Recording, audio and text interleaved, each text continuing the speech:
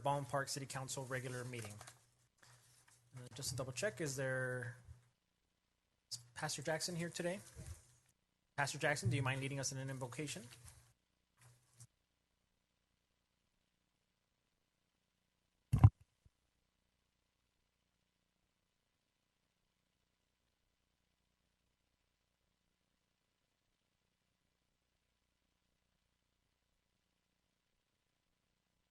Honor, thanksgiving, that good, and acknowledge it.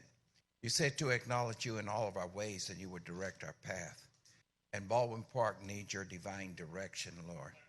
And we're asking you, Father God, in touching the city council, the mayor, and all of those that have to make decisions in betterment of Baldwin Park. Lord, there's decisions that need to be made on taxes and etc. And we need the right decision. Lord God, we're asking you in touching our schools, Father. They need your attention, Lord God, and touching our young people and leading, guiding them also in the right direction, Lord God, breaking the power of gangs, breaking the power of drugs, Father God, bringing forth relationship with the children and their parents and the father and their sons, Lord. We need you in this community, Lord. We need you in our police department, Lord, that you would lead the chief in what to do and how to do it, Lord. And those that are riding around to protect, Lord, that they be protected as well from all hurt, harm, or danger as they are out there in the streets, Lord. Same with our fire department, Lord. Every aspect of the mechanism of this city called Baldwin Park, we need you. Touch our businesses, Lord God. Our businesses need to be lifted up and being prosperous in this new day and age. Touch our soldiers that are out there, Lord. We are on the brink of something, Lord, but we're asking for your divine protection. In the name of the Lord, we pray. Amen.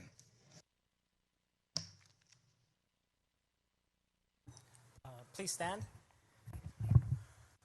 We're going to go ahead and do the Pledge of Allegiance. So if you're able to stand, please join us in standing. Put your right hand over your heart. Ready, begin. I pledge allegiance to the flag of the United States of America and to the republic for which it stands, one nation, under God, indivisible, with liberty and justice. Thank you. City Clerk, roll call, please. Thank you, Mayor. Councilmember Alejandra Avila. Here. Councilmember Monica Garcia. Here. Councilmember Paul Hernandez. Present. Mayor Pro Tem Daniel Damian. Good to hear. Mayor Manuel Estrada. Here. And City Treasurer Maria Contreras. Oh, she's... Okay, thank you. Is Marie with us today? She's not. It isn't. Okay, well, I heard it was her birthday today, so whether maybe she's listening in, she knows that we're wishing her a very, very happy birthday. We look forward to seeing her soon. And announcements. The City Council are also members of the Board of Directors of the Housing Authority and Finance Authority, which are concurrently convening with the City Council this evening, and each council member is paid an additional stipend of $30 for attending the Housing Authority meeting and $50 for attending the Finance Authority meeting. Moving on to our proclamations, commendations, and presentations. We do have some presentations for, first off, our Baldwin Park High School baseball team, which just recently became champions.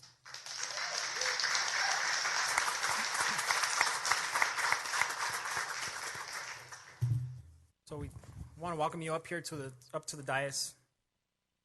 We can and we have some awards for you.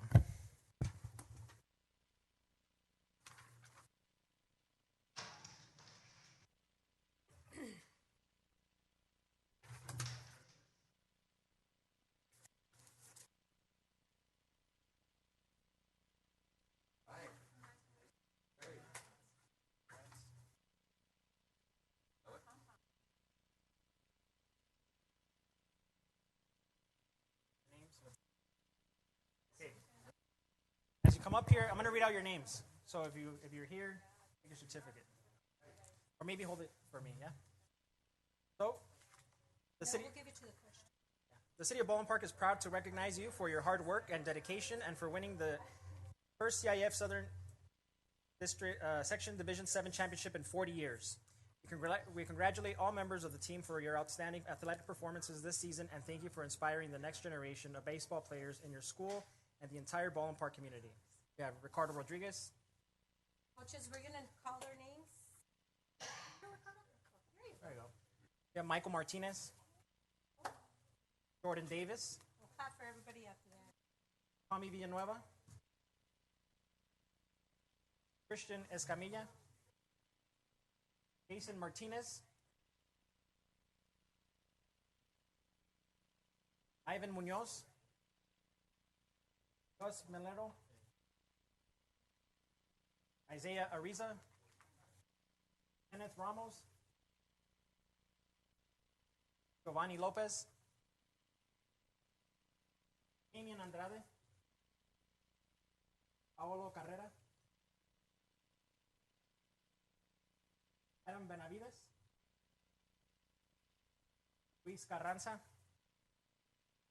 John Salas,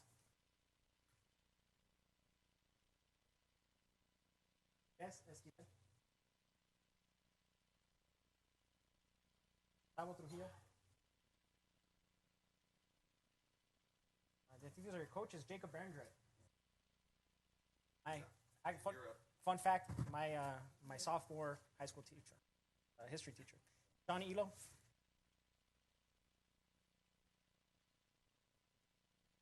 And Jonathan Huerta. Jonathan Huerta. What about Daniel Escobedo? Is he here? All right, so Coaches. give us a little bit about your championship. Coaches?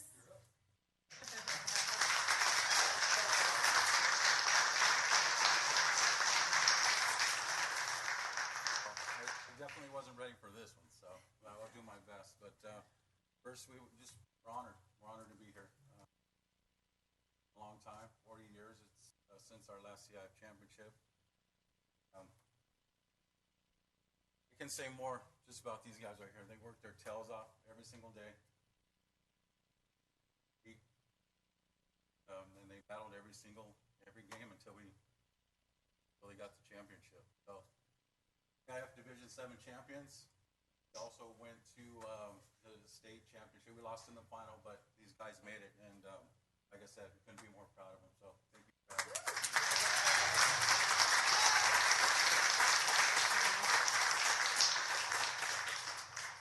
Go ahead, Monica. Okay, I'll go ahead and go. I want to congratulate the team and their coaches for putting all that time and believing in your students. I asked the coach, did you cry when you won? He said no. I would have cried, and I know probably some parents cried because it's exciting to see your child up there working. They go to school, they stay after school, they practice, they come home, they probably just eat, go to sleep. So that was probably your schedule back then when you were making sure that you were going to win this championship. So I congratulate you for being so responsible and knowing what you wanted and achieving what you wanted. But I also want to thank the parents. The parents have a lot to do with this because I'm sure you were with them all along the way and you rooted them on throughout the time. Because without a good leadership from the parents, we wouldn't have these champions here in front of us. And then we have the leadership of our coaches that our district picked to make sure they came and coached our students. So congratulations to the students, to the coaches, to the parents, and our school district for doing an amazing job. You keep it up. You show what a leader is. So I hope that you continue to do that. Congratulations once again.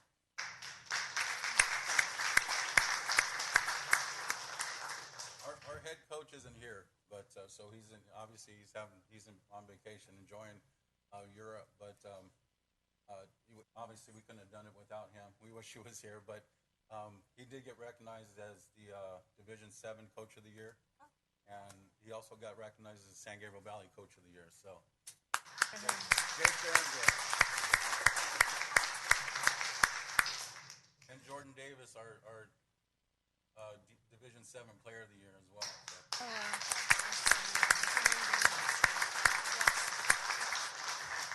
Well, I just want to take the opportunity to let you all know how proud we are of you, of this major accomplishment at such a young age. You'll never forget this moment that you created for yourselves and for your community. I know Coach Hilo and we went to school together along with Coach Jake. And years ago, we were in the CIF championship and became champions for football. And we have never forgotten that moment. And that's what you guys have created for your community. So you should absolutely be proud of yourselves for not only what you showed in this season, but all the years of hard work and discipline. So just want to say that you guys are a great representation of our community. And we are so proud of you. Move forward, remember this moment, carry it with you. Much, success to you in your future endeavors. And just remember that, we support you in all that you do. And we will never forget that you guys did this for your community, for Baldwin Park. Thank you. Oh, and I wanted to also mention I'm wearing blue in honor of you guys. I also went to Baldwin Park High School, once a brave, always a brave. So, so I wanted to make sure that, you guys really know how much we appreciate you, want to recognize you. And we also want to blast you guys across the city on our billboards, in the Now newsletter, on our social media. So, make sure you guys get your due recognition. And I also want to acknowledge the parents because it takes so much commitment. You probably have countless hours of driving your kids to practice and being there to cheer them on in the good times and the bad. And, kudos to you. I give you so much, recognition. And it's not even, it's like there are no words for all that you've done, to create this moment for these kids. And like I said, you won't forget this moment. It carries with you. And I know that, from my own personal experience. But just want to recognize you guys. So congratulations, all of you.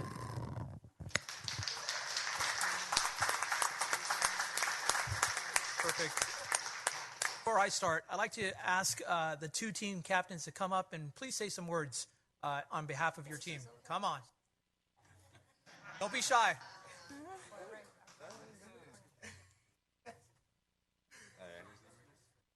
My name is Martinez, and I'm a senior this year. This is my first year semester in BP, and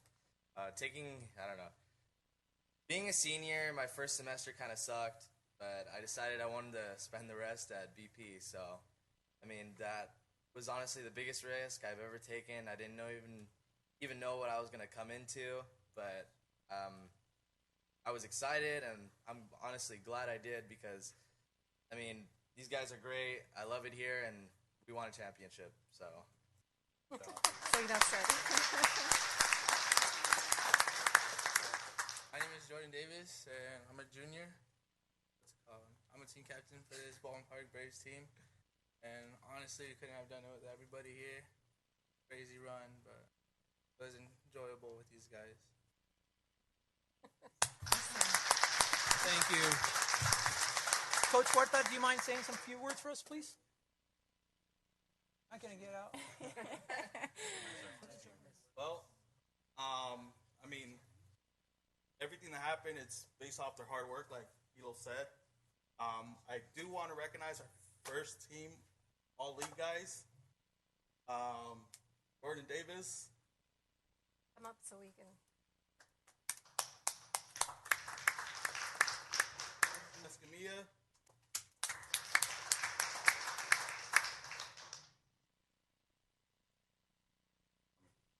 Ricky.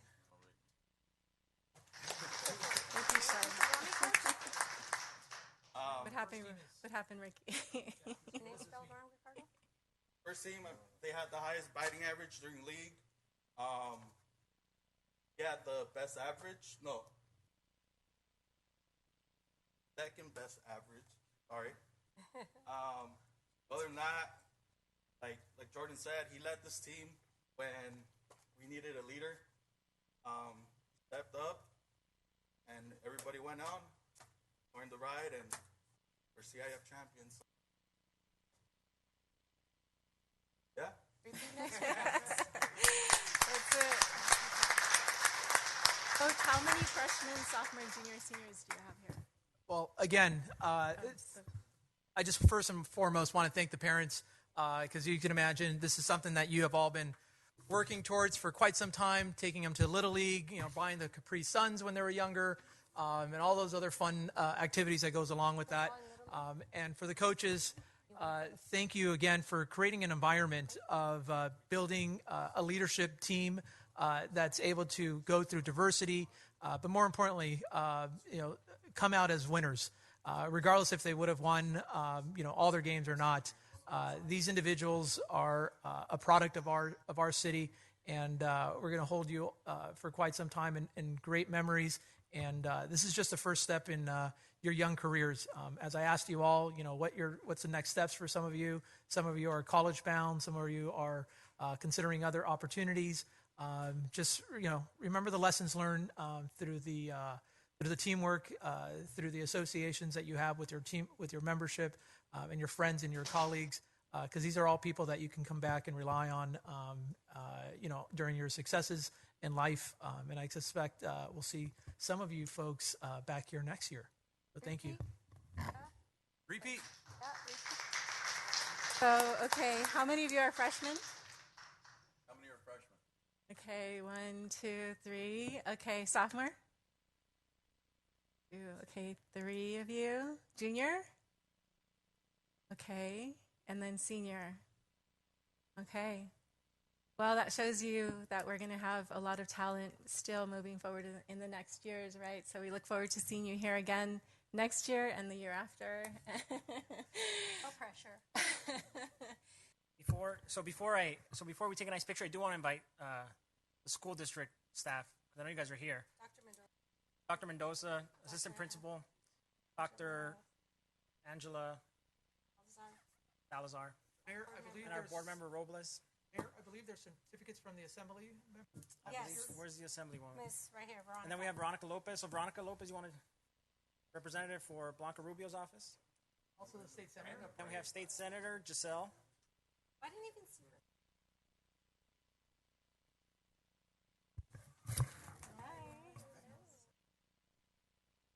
You guys must be so proud. I love this. Yeah, I bet. Thank you for your work. Oh, no, of course. Good to see you. Hi, good to see you again. It's been a little while. Oh, that's right.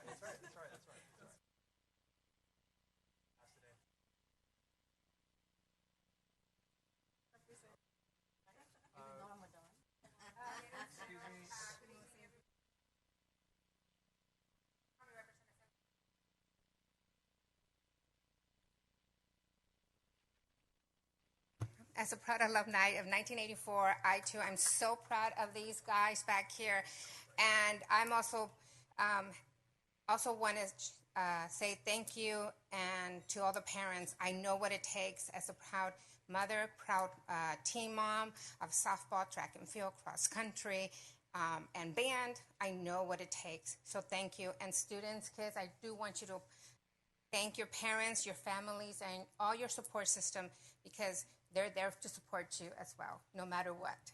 So with that said, I do have certificates on behalf of Assemblywoman Blanca Rubio for the coaches and for all of our athletes. For our coaches, I would like to say thank you so much for your leadership and guidance that led this team to a successful baseball season. So thank you so much. But also in recognition, to thank Coach Jake Berendreth for his San Gabriel Valley Tribune Coach of the Year, as well as CIF Southern Section Division Coach of the Year as well. So thank you so much for that. And for the students, save time, I'll pass this out later. To the students, congratulations on your CIF Southern Section Division 7 Baseball Championship. We are so proud of you. Assemblywoman Rubio sends her congratulations to each and every one of you. And I'm glad that you guys are all going to come back next year. We'll be here next year again. But I do have 3 special recognitions for our all CIF Southern Section Division baseball team and our Southern Section, all CIF Southern Section Player of the Year, Jordan Davis. He got 2, so he got not only the CIF champion in baseball, Division 7, all CIF Southern Section Division 7 Player of the Year, San Gabriel Valley Tribune All Area Baseball Team, and all CIF Southern Section Division 7 Baseball Teams. Congratulations. As well as have the all San Gabriel Valley Tribune all area baseball team to Christian Scamilla and Tammy Villanueva.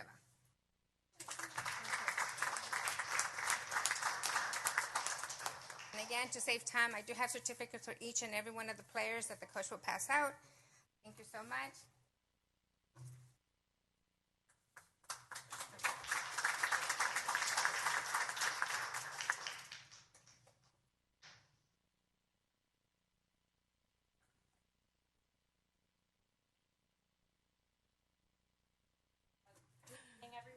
Giselle Soriel here on behalf of State Senator Susan Rubio. Wow, as a Apache, I'm really jealous and want to be a Brave right now. You all are just absolutely exceptional. What a stellar bunch of gentlemen to the way and make it all the way to the CIF Division 7 champs. So happy to see that the majority of you will be coming back next year and can't wait to watch you continue to lead Baldwin Park into continuous baseball success. To your coaches, this couldn't have happened without your amazing leadership, and I believe you all are Braves as well, right? Coming back and bringing your team. Well, that's just amazing. It truly takes a village, and it truly takes a community. So, and the fact that you all are coming back and lifting as you climb is just a testament to your leadership and just the dedication of you all as individuals. So family, congratulations. Students, congratulations. And on behalf of Senator Susan Rubio, here are your second certificates from our office. And we are just so excited to watch you continuously grow and succeed in your athletic accomplishments. So on behalf of State Senator Rubio, congratulations on this outstanding athletic accomplishment. Your dedication and perseverance has paid off in becoming the CIF Division 7 champs.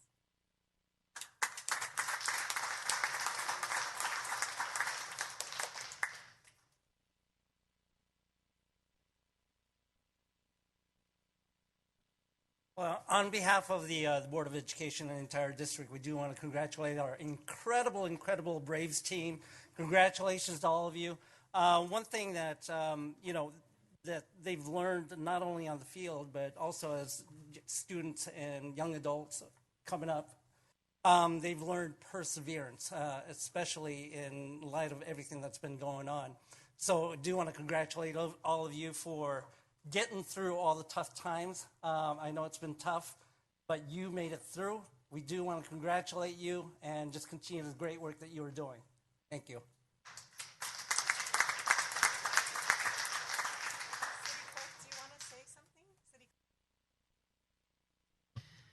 I'm here smiling. Oh, I'm sorry. Go ahead. Hi. Hello, everyone. One of the first things the students said when they came to accept their awards was they immediately recognized their team. And I think that is the key for their success. They knew they couldn't do it as individuals playing the game. They needed the support of the whole team. So I'm very proud of you for recognizing that this is a team effort and for caring so much for each other. That's really exciting. I really appreciate your words. Thank you so much for bringing up the fact that it is through sports, through things that our kids like to do together and enjoy doing together that bring community together. So this is a great source of pride, and my heart is warm. Thank you for all your kind words.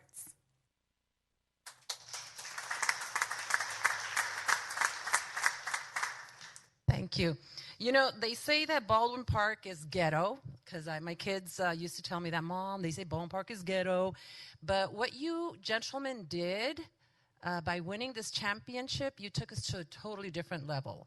And I always would tell my kids, and when they would tell me, I would respond, well, you live in Baldwin Park, then you produce something positive in Baldwin Park, and people will not talk Baldwin Park or consider Baldwin Park being ghetto. You guys took us to that different level, and we are so proud of you. And I was sitting here smiling because throughout the games that you were playing for the championship, I kept looking at my Facebook to see what were the results, and I was so thrilled when I heard that you had won the championship. You guys have really placed Baldwin Park on the map, on the San Gabriel Valley map, no doubt. coaches and parents. Thank you for the love that you express to your children, the support. I've always said that's so important. My daughter went to a Baldwin Park High School. She's also a Brave. And with all the hard work, dedication, investment that she placed in the school, she was accepted to UCLA and now is a registered nurse. So you can accomplish your dreams if you work hard, and you know what it is to work hard, because through the pandemic, when you couldn't play, you came out and played your heart out, and this is where we're at today. Thank you so much. We are so, so proud of you. Thank you. Congratulations.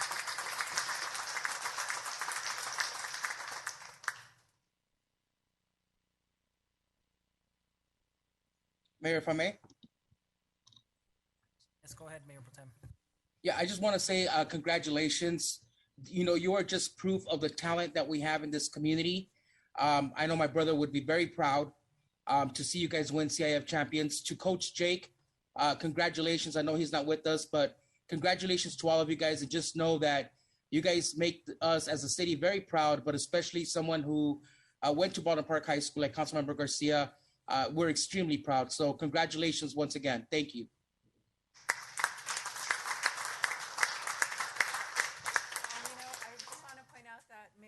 Vice Mayor Damien also wore his blue proudly for all of you today. Yeah.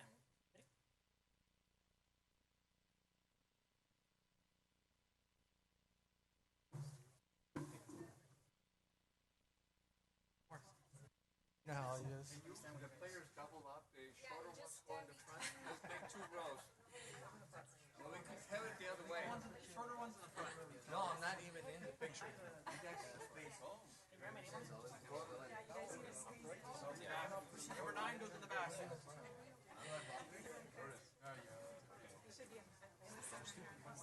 I blocking you?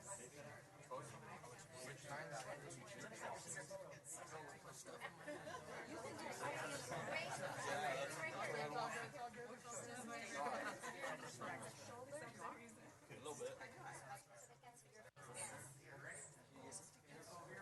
Figure it out, boys. Figure it out.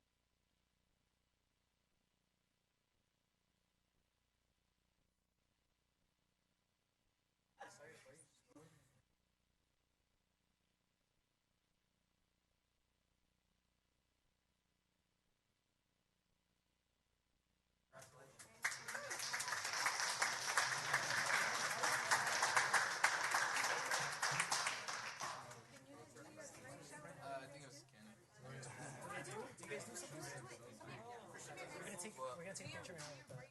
Yeah, great to see you as well. Oh, bring it down. Bring it down. Bring it down. Bring it down. Whatever it is. Senior take us out. I'll already got his ring. They said I got the name. Okay, you guys do that. Nice and loud, huh? Alright, yeah. Senior take us out. Last one. Come on, Jason. I'll do it. Mike, all 3. Well, all 3. Senior take us out. Alright, go. Ready? Go. Dr. Froyland Mendoza. We have one more presentation, the robotics. 1, 2, 3, pass!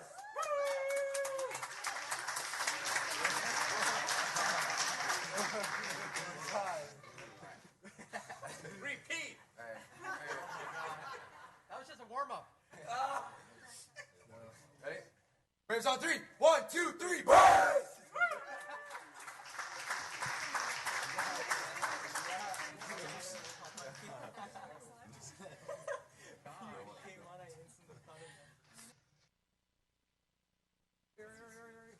Oh, shit. I'm moving.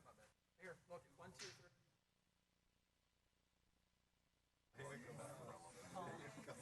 Congrats, guys. Congrats. Wall space for all that stuff, dude?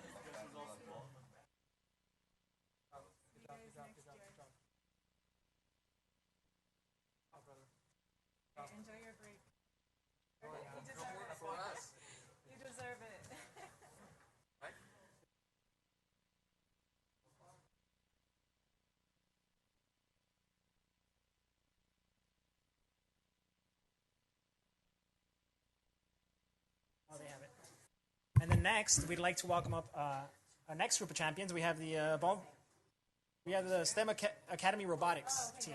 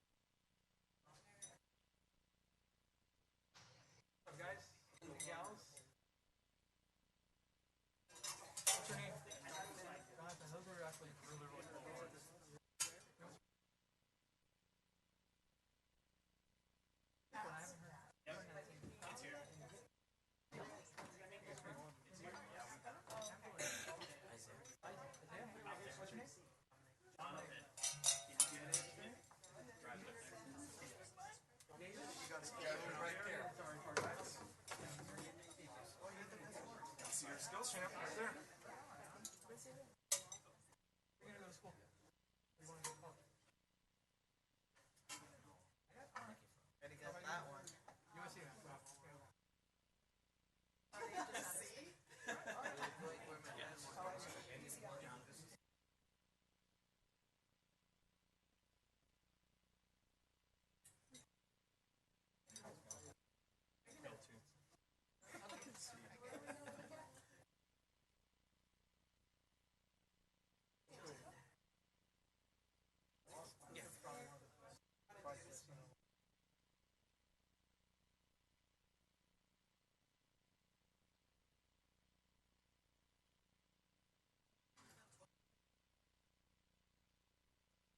All right, and so before we start off, I want to invite principal from the BP STEM Academy, Mr. Russ, to give us a few words about what's going on today. All right, great.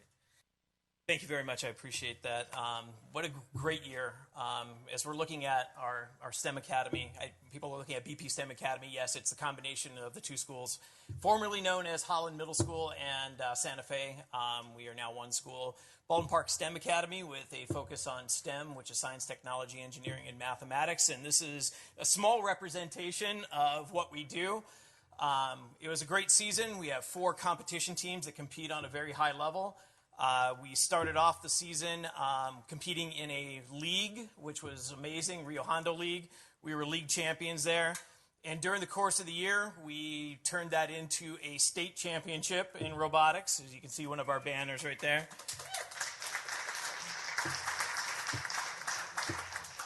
We also then turned that into a divisional world champion as well, too. So we had teams that flew to Iowa to compete in the U.S. Open, where we flew 3 teams to Iowa to compete, and then we had 2 teams that qualified for the World Championships in Dallas, Texas. So we had to fly to Dallas and get our teams there as well, too. Great season, hard work by everybody. Jonathan, you good? Bring it on up here, man. Let's get it going right up here. This is just one of the actual bots that we do have. It is solely constructed by the students to perform very specific tasks. Can't say that it might break it, but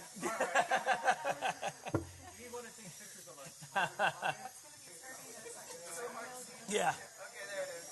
So the robots are designed and built and programmed by the students. Each of these robots range from $4,000 to $6,000 a piece to actually build. They have a brain, they have various motors, and they're designed to perform very specific activities. They are pre-programmed in many cases, called an autonomous mode, which takes months to program to produce activities that are very specific and down to finite measurements that students will learn in their STEM classes while they're actually in school, starting in 3rd grade. So we are very, very proud of our students for what they've done. We're very proud of Baldwin Park Unified School District for supporting this project and supporting us. That goes all the way from our Board of Education through our superintendent, assistant superintendents. It is a lot of work. It is a labor of love. It is like having a sports team. You start in August and you don't end until May. And so it's basically 5 days a week, an hour to 2 hours every day after school, Saturday competitions. I have to thank the parents for being involved because the parents get them to the competitions. And by the way, we compete anywhere from Simi Valley to San Diego during the school year. And so it is a lot of work. They bring food and help us out in many, many ways.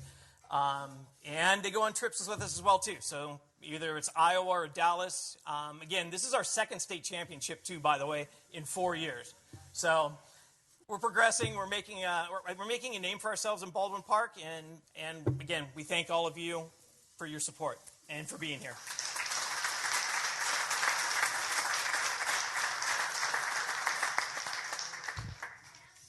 It's very neat to see our new generation of Baldwin Park residents be involved in STEM and making strides. I know I went to Holland and Santa Fe when they were Holland and Santa Fe. Yep. So, it's really neat to see campuses being reimagined and focusing on things that will make sure that our children have opportunities in the future. And to the winners behind me, I'm very excited to congratulate you all. I mean, I wish I was doing that when I was your age. Don't worry, I wasn't doing anything bad. But it's very nice to see you guys, and the same way we talked about the Baldwin Park baseball team. It's really neat to see that our youth is making strides. The next generation of Baldwin Park residents are changing the image of the city, not just for the betterment of our community, but for the betterment of yourselves. And like I've said a million times before, we're very excited to start partnering with our school district to make sure that you have these opportunities, because it's important to make sure that our next generation has these opportunities to go out to Iowa, to go out to Texas, to go out to New York, and we've seen that. We've seen it with the baseball team from BP. We've seen it with you guys. We've seen it with individuals winning even English contests, writing contests. So it's very, very important that we acknowledge that and support you, and that's what we're here to do. So congratulations.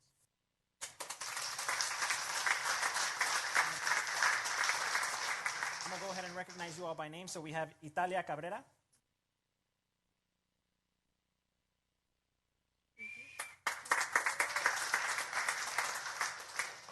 Amber Lynn Ibanez. Dominic Herrera. Isaiah Dominguez. Josiah Marquez. Michael Trejo. Oh, man. Oh, he's on vacation. Oh, he's. I have several on vacation right now. Jonathan Reyes. Nathan Lau. Where are all these people vacationing to? Stephen Nguyen. It's a well-deserved vacation. Stephen Nguyen. Hayden Nguyen. Yeah, Jonathan Lai. Kenny No. Justin Verde. All right, well, we're mailing these out to wherever they are. But go ahead, congratulations. And if council has any comments, go ahead and take the floor. Oh, the coach. All right, I'm Kevin Johnson. I'm a teacher at the STEM Academy, and I also have an opportunity to help coach these students along with Tom Lau, who's actually the head coach. That he puts in a lot of time. I want to make sure he gets a lot of recognition because it was kind of his baby and his vision to get this program started. But I just got to say, the kids have done a wonderful job of just coming together as a team, and teamwork is a big deal. I heard that mentioned with the baseball team. The kids are basically around 2 to 4 people are on a team, and they each have to learn a specific skill. They bring their strengths here, whether it's building a bot, whether it's programming, whether it's game strategizing. They all have different skills which they bring to the table, and seeing them kind of work together and come together as the season goes on is a great thing to notice. One of the things that the competition does is they require you to team up with another school during the competition match. So you've got to go out and talk with other schools. And back when you go to the Worlds, there's teams from all over the world, literally other countries and whatnot. And so we have to find teams that would pair up well with us. And I think our teams, I know in their X team in particular, found a team that everybody seemed to be overlooking. And they paired up with them in the finals back in Dallas and ended up kind of using that to their advantage, and they ended up winning their division. With over 500 teams there in Dallas, all the teams are separated into 7 different divisions, and with a division of about 80 teams, our X teams ended up winning along with their alliance, that division, which is pretty amazing when you consider all the teams there. So the kids learn to communicate. They learn to have a lot of skills that get developed, and I hope they do go on to careers in engineering because of this. So.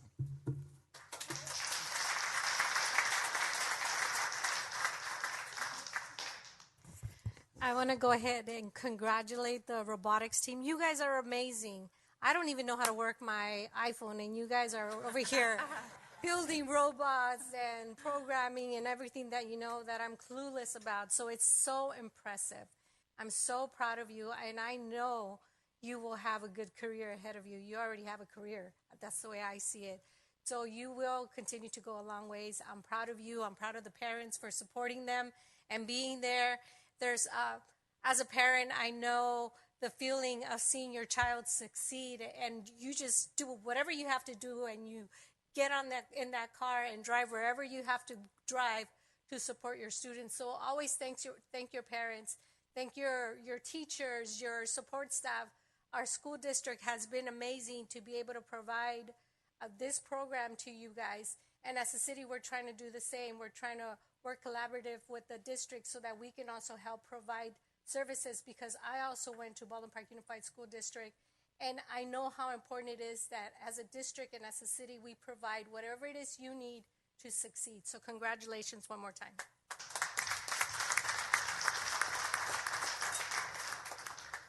Well, this is such a treat that we get to celebrate you here today. How do you guys feel? Excited? No? Well, I hope that you guys feel very proud of yourselves, because once again, I just want to say that this is an example of the good in Baldwin Park, and what we need to celebrate is the talent. You guys have great talent. You're sharing it with each other, with your community, and beyond by going to these state competitions. And did I hear world champions or something? Divisional world champion. Yeah. Okay. 7 divisions, we won one of the divisions. And that's so incredible, And you're really representing this community so favorably, and we just want to say thank you for doing that. And we want to encourage you to continue to foster that talent, to stay focused on your studies, on your academia, and take it to the limit. Push it as far as it can go. And we'll be we'll be supporting you in spirit. And we have Principal Rust and Mr. Johnson and Mr. Lau, mentors that are helping to foster and create those opportunities too. And we want to say thank you for your commitment to doing that for kids in our community.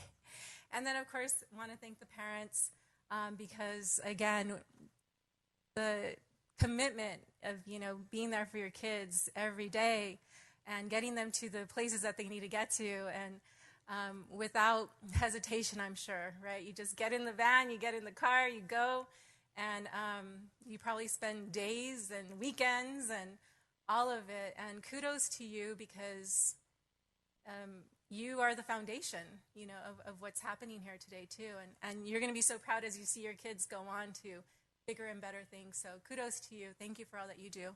So anyway, proud of you guys, celebrating you, and definitely want to recognize you across the community as well. So thank you.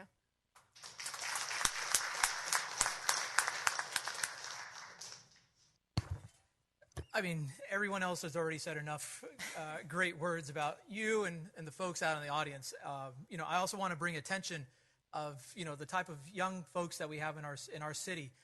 Our team, got recognized. They're still sitting here to support you also as you supported them.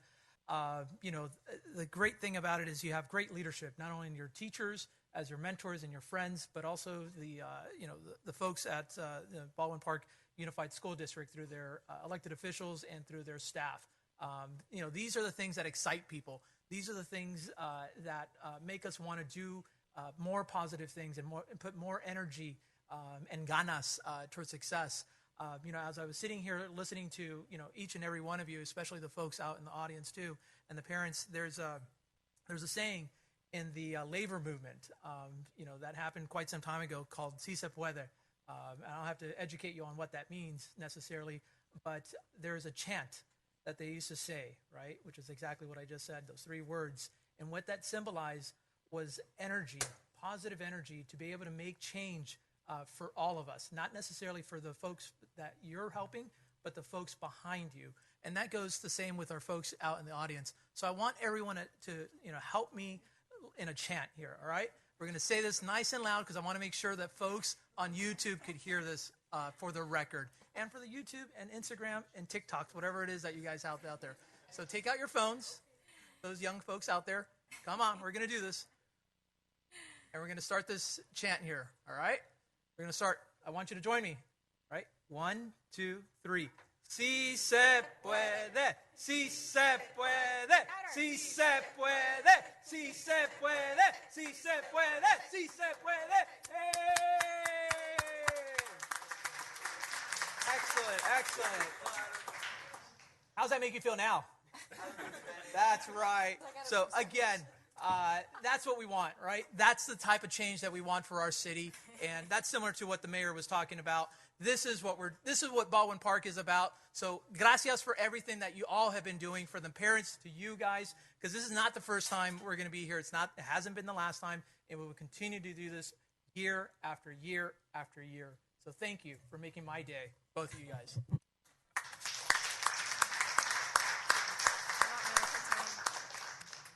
Mayor Pro Tem. Thank you. Yes, I just want to say, congratulations. You make us proud as residents of this community. You give us that motivation to continue to do the work, to be able to provide the resources and the tools to be able to support you guys and your accomplishments and your achievements. So once again, well-deserved congratulations. I hope to see you guys here year after year. So great work, coaches, teachers. Thank you very much, parents, for supporting these kids, our youth and our community. Just want you guys to know how proud we are of all of you. Thank you very much.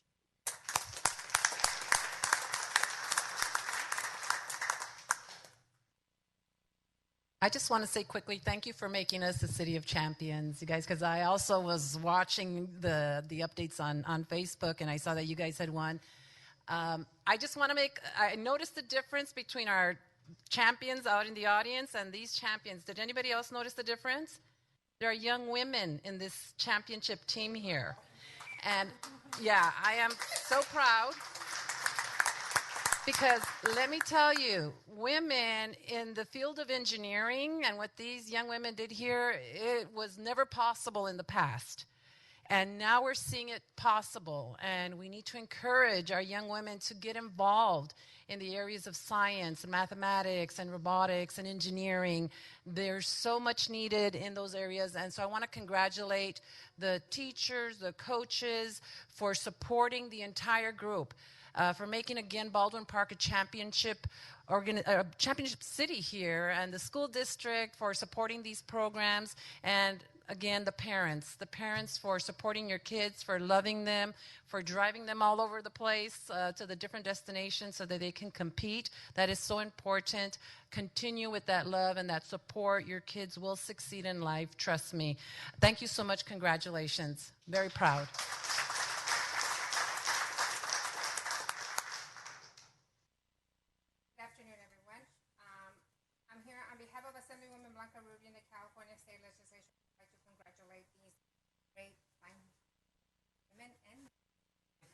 On your success at the VEX Robotics World Championship.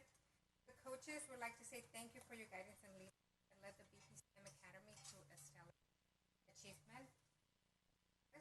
Thank you so much. Like I said, I have certificates to thank them, but also special recognition is ain't so right. No, something ain't right. I feel like something went right for you.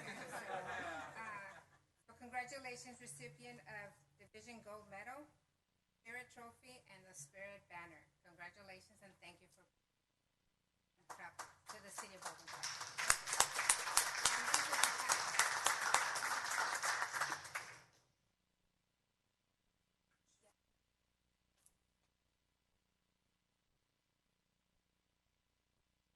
Just what an incredible evening. so much to celebrate here in the city of Baldwin Park. You all are such an incredible testament of lifelong dedication, learning.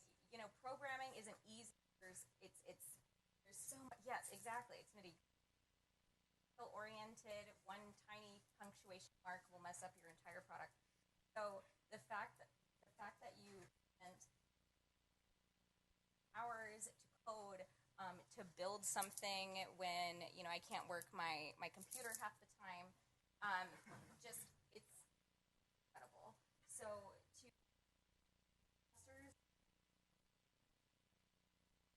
hearing that they will passion is starting the all the time and the energy after school. I just can't watch you all start your own company and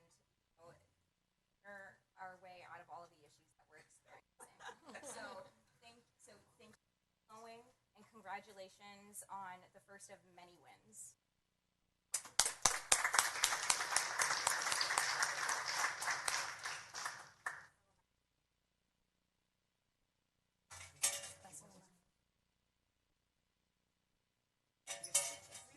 I'm taking turns. So on behalf of the Board of Education and our cabinet, I also want to thank this group, but I want to share with you 3 more tidbits about this team. First, you had mentioned the ladies. We actually have a unique team called Femineers in partnership with Cal Poly Pomona, so that we can actually inspire and coach and give that extra boost to our young ladies to be strong in engineering fields. And so it's a great program, and they're competing with the big boys, right? And on that note, that's my other tidbit. This team is middle school. There were high schools at that competition that they won out and became champions over high school players and high school teams.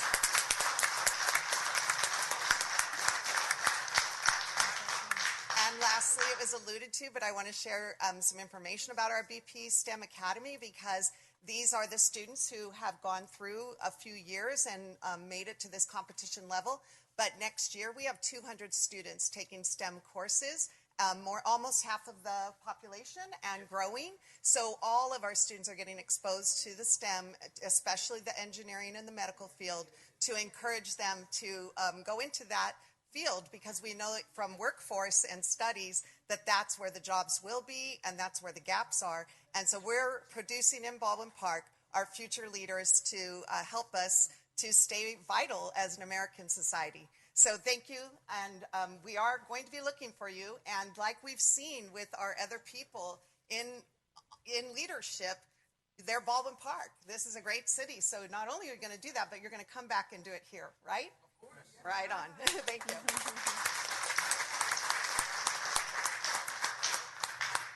I love that.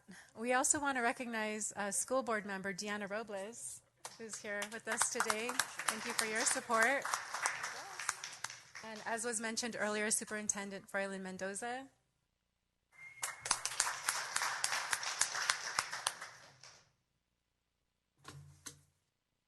Great.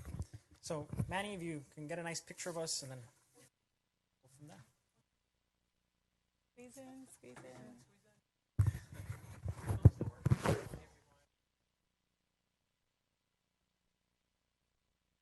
What's your camera?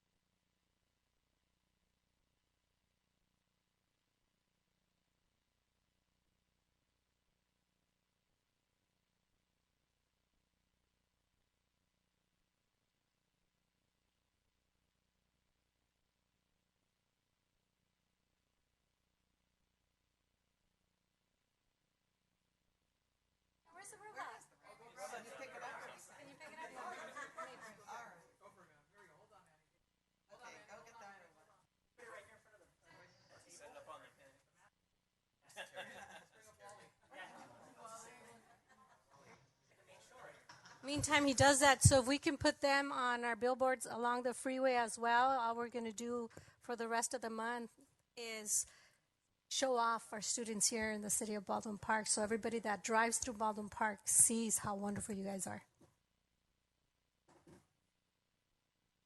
Where's our student? Don't forget me.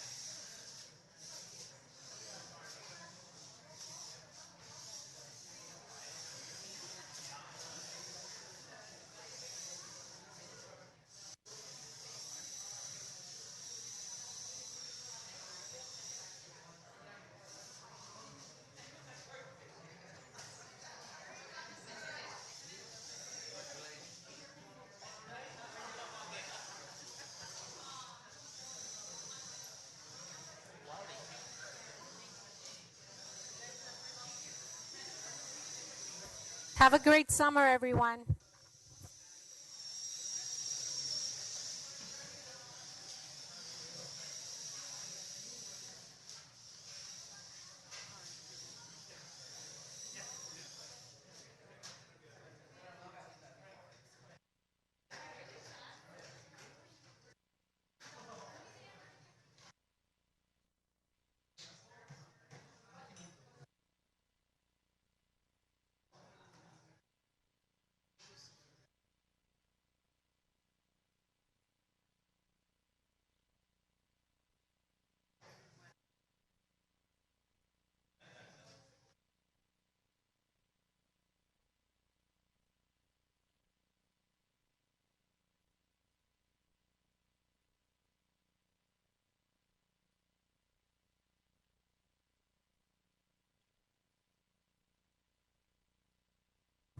All right. Ready? So, all right. So we're ready to move on. And so before we move on to public communication, I do want to request that we acknowledge some of the tragic events that have happened, unfortunately, in a matter of a week. And so I think as we're all aware, last night in the early afternoon, El Monte lost two members of its El Monte Police Department, and that was Officer Joseph Santana and Corporal Michael Parades. And a couple of days before that, here in the city of Baldwin Park, we had another senseless act of violence against Yesli Velasquez and her 6-year-old son Angel. And so I just want to request that we acknowledge those with a moment of silence.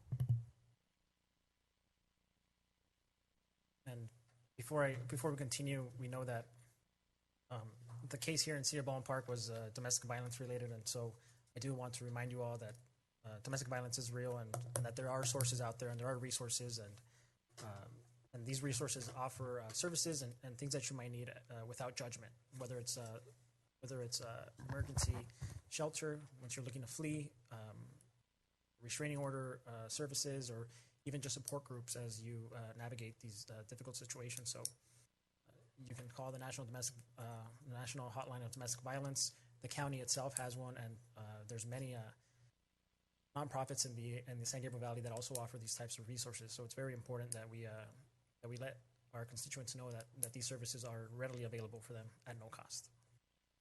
Mr. Mayor, if I may? Yes, Councilmember Hernandez. No, thank you.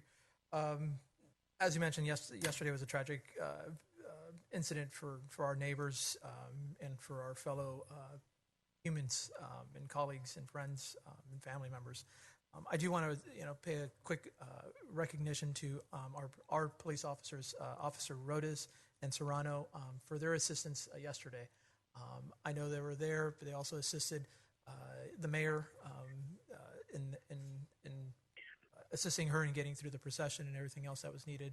So again, just want to thank our officers for assisting our colleagues on the other side during a challenging time and for stepping up. And I just want to thank them and thank the chief for keeping us aware. And as we've said with their mayor, with Jessica, as we've stated, we're there with them in any which way we could help them and assist them and support them during this time. Thank you. Mayor, may I? Yes, Councilmember Avila. Thank you. I want to send my condolences to the family of the young lady and the baby that lost their lives to this tragic incident. And it all goes back, in my mind, to gun control. And I feel that as a community, we need to write our representatives and have them be more in support on having tougher laws on gun control. We can't allow these type of situations to happen in our communities or in any community. So I think if we can send a letter to our representatives and push for more gun control in our state, I think it's very important. That was one incident. And then last night, the incident with our police officers, again, gun control, there's none whatsoever. We need to do something. It is not okay for anybody to just be out there purchasing guns, or not even purchasing, getting them illegally. And we must fight against that. We must do something. We must protect those that are protecting us. Our police officers put their life on the line for us. We call them when we're in need. And that's what happened yesterday. They were called because somebody was in need. And they're the ones that lost their life trying to protect somebody. And that's not okay. My condolences to the family of the police officers that were lost, to the community of El Monte, and all the support from our city to El Monte, and especially to our police officers. I know a lot of them came back. They had already gone home, and they came back because they were called back because El Monte needed assistance. And they were there, as tired as they were there to assist. And I want you to know, Baldwin Park Police Department, that we are here for you. And I know a lot of times you won't accept that it hits hard and you may need somebody to speak to. It's okay to say, I need help. And I know, Chief, you're working on providing those services for our police officers. And I can't emphasize more to our department, our police officers. Reach out, talk to somebody, because this is not easy to deal with. It's too close to home. I will pray for you every night. I pray for you every night. And I worry about every single one of you that is out there. And I appreciate everything that you do. And I know how important your job is. But it's scary for me to know you're out there. But I appreciate that you put yourself on the line for us every single moment that you're out here. So thank you for everything that you do for us. Please make sure your fellow officers know that. I know as a council, we appreciate you. We appreciate everything you do. Thank you, Chief, for providing those services that they need. Mental health is so important. I think being that all these tragic things are happening, they need to have somebody to speak to. And thank you for providing those services. Thank you again.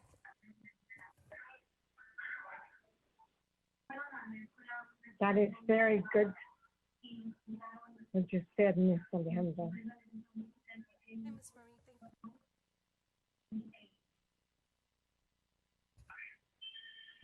Mayor, I also want to offer my condolences.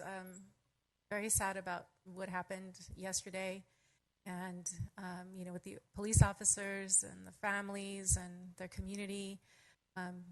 We send our prayers and offer our condolences, as well as the young woman and her son who were killed at the hands of a romantic partner. Both incidents, as I understand, were domestic violence, and it just reminds us that yes, there are resources out there for the community, including those that you mentioned, Mayor, and also here in the city of Baldwin Park, we created a program, the Domestic Violence Advocate. And so, for our community that needs any of those resources, they are available at no cost. And the goal is to, help prevent that type of situation. So just want to offer our condolences and prayers. Thank you.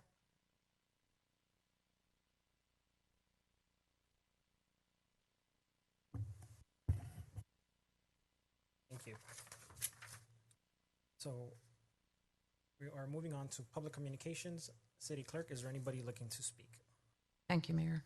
Yes, we had one request via email. Kiana Martinez would like to speak on several topics on the agenda or items on the agenda.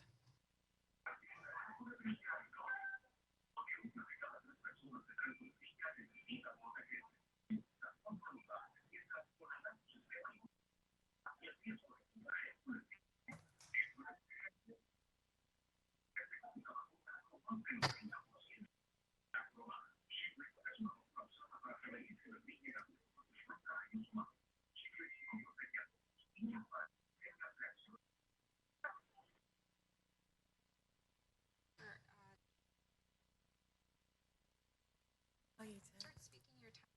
Start. Go ahead. Hello, this is Kiana. I am commenting on multiple agenda items. I also wanted to make an announcement to the community. If you're a tenant and you have a court notice, you received an unlawful detainer and or a summons and complaint, there is a Stay House LA Answer Clinic happening tomorrow, June 16th.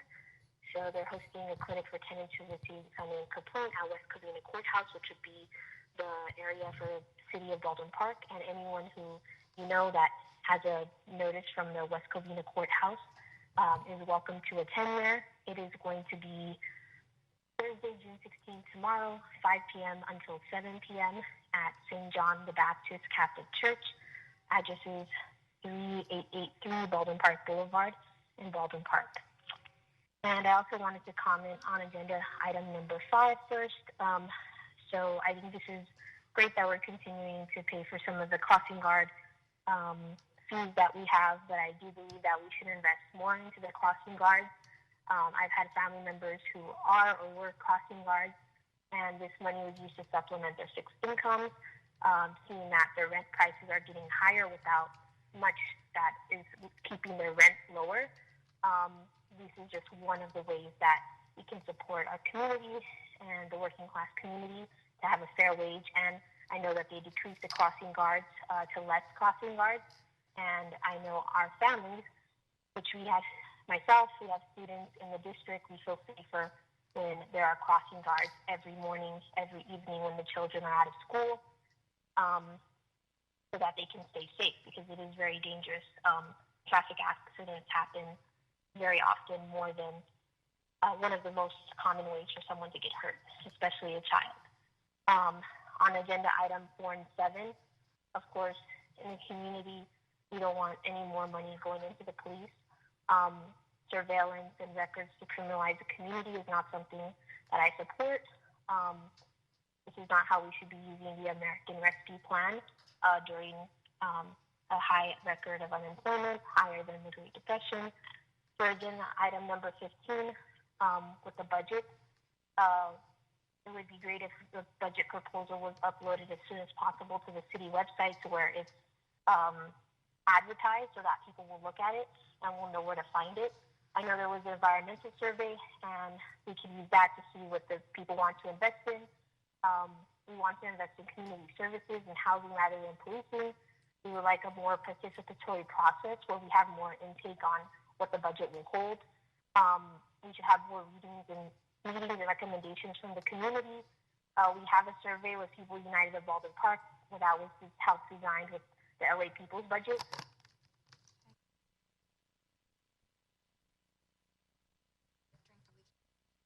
Next is Carla Garcia. She would like to speak on healthcare minimum wage ordinance.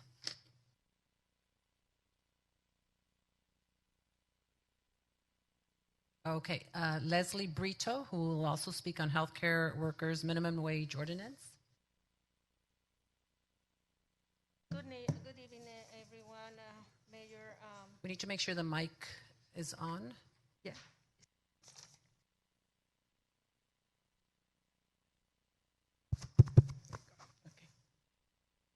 Good evening, everyone. My name is Leslie Brito, 105 Park Shadows Court, long resident in Baldwin Park, more than 30 years, and working as a healthcare worker in Kaiser Permanente for 25 years this year, all in pediatrics.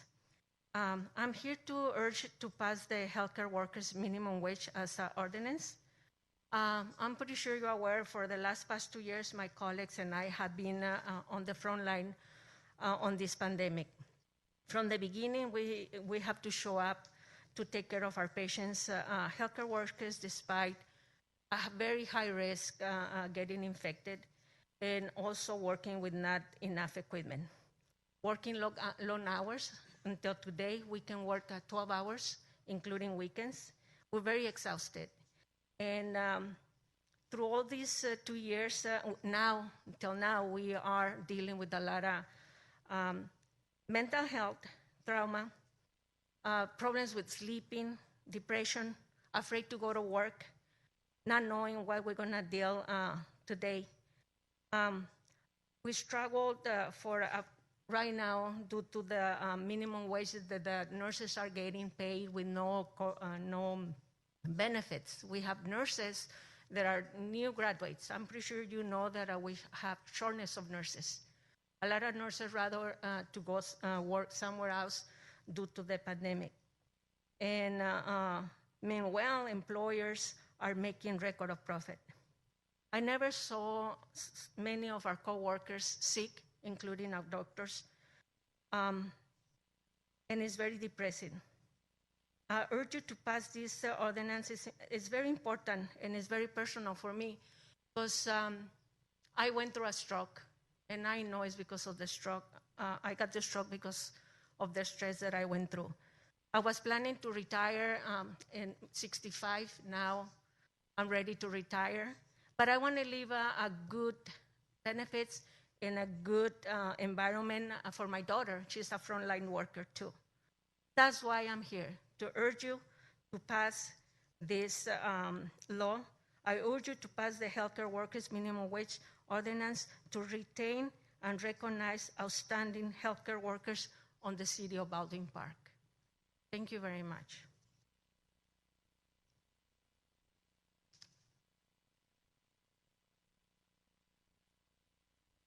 Next would be Carla Garcia.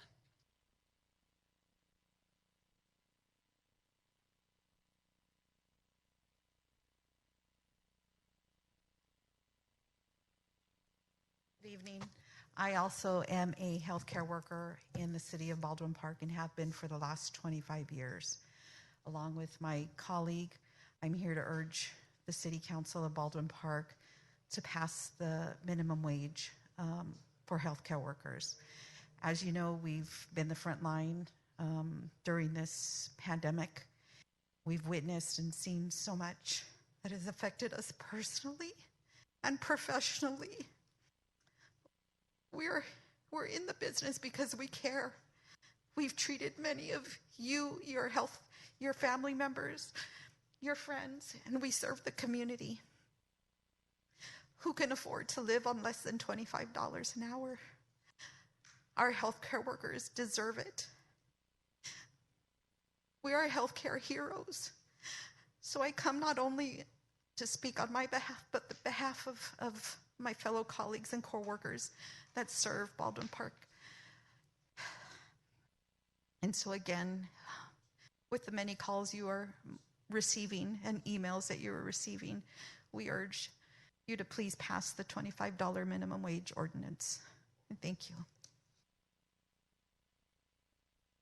Damian Martin is here to speak on consent calendar item number 13. Should have worn my blue bow tie tonight. Good evening, Honorable Mayor, City Council, staff, public. My name is Damian Martin. I'm an attorney for one of the cannabis companies, Catalyst Cannabis Co., and the PAC, the Council for Economic Innovation in Baldwin Park. It's backing the Baldwin Park marijuana retail sales regulation taxation measure. I'm here speaking tonight to encourage you to pull item 13 from the consent calendar and have a robust public discussion on the matter. The reason being, reading the staff report, looks like putting this measure to the ballot is going to cost $163,000 of taxpayer money. Having said that, I believe that's the opinion of a lot of the council members on the dais that once that goes to the ballot, it's going to pass inevitably. On that note, the city could have spent like $20,000 on a poll and figured that out. I think it's going to go over 60%. I don't have a poll because I've been shaping policy around the region. Prop 64 passed in the city of Baldwin Park by 54%. Me and my client passed Measure PC in the city of El Monte with almost 72%. And we passed Measure PO in the city of Pomona with 59%.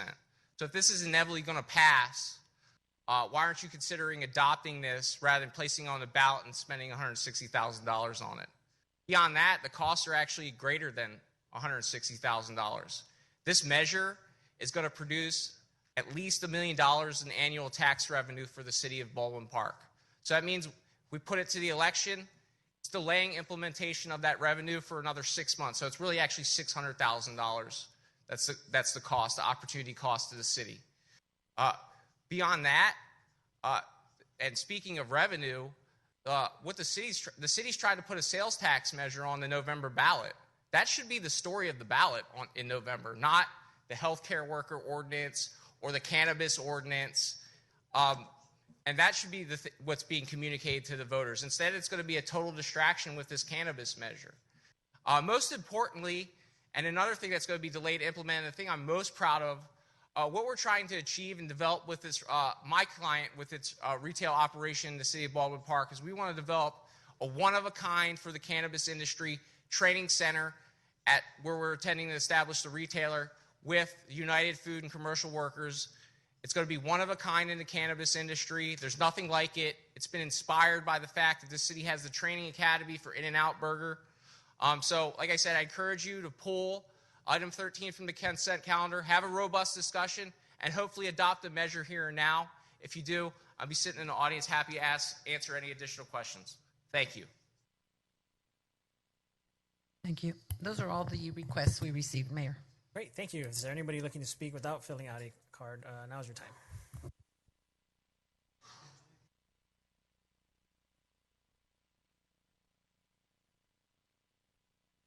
Greg Tuttle, business owner. I've been up here several times talking about the Royal Coach dilemma over there with illegal buildings all the way down the street. They've taken about half of their illegal structures down, but we seem to run into a wall now with the acting director, Ron Garcia, that seems to want to do favoritisms with Royal Coaches. This stuff has got to stop. This is what the Lozano regime was all about. Favoritism for Royal Coaches because they paid a lot of money for campaigns. Now, the building that they built, the body shop, was totally illegal. Ron's drummed up some phony stuff of building permits. There was never any building permits issued on this thing because you can't build out on a redevelopment area. That area is all under redevelopment. And even Monica stated when they brought in the rat-infested recycling thing down there by us. She specifically told Willie and told the guy that they can't stay there forever because that's under redevelopment for housing and stuff. But Ron says, no, that's not redevelopment. Well, he's a liar. He has constantly tried to stop the coded people to go over there, his own people, to do the job. When he meets with Willie, he meets privately. He doesn't meet with his code people to straighten this thing out. He's got his code people telling him the same thing. The reports are there. I've seen the reports. It needs to come down the body shop, and it needs to come down on the 2 other buildings. They have one that they converted a house into a 2-story garage for their tow trucks. All totally illegal. This was back in the Amy Harmon days. But we still have a director here that's on the take with this Royal Coaches and not doing his job.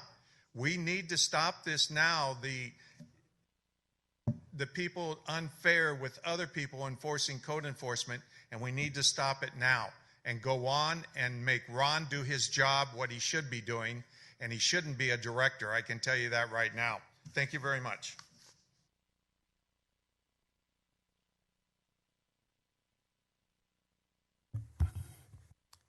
Thank you. Anybody else looking to speak? Not, I will move to close. Oh, yes, Marie. Hi, this is Maria Contreras, and I just want to say how proud I am of all of the council and you, Mayor, for all you way you express not only for the team that won, but all the officers. It makes me very proud to share this life with you, and just want to say that. Congrats, and God bless you all. Thank you, Marie. I don't know how to. We all appreciate your kind words. You weren't here earlier, but we found out it was your birthday. Is that true? It is, but it is just because I couldn't see the buttons to press. I tried to dial and I couldn't get in there, but finally I got in, and so I could just butt in. And yes, I am blessed today. It's my birthday, and thank you for your good thoughts for me. Very nice. Well, Marie, you don't look a day over 21, so happy birthday. We're very glad you get to spend it with us. Happy birthday, Marie. Thank you. Thank you so much. I love you guys all. Okay, so we're moving on to the consent calendar. Are there any items council is looking to pull?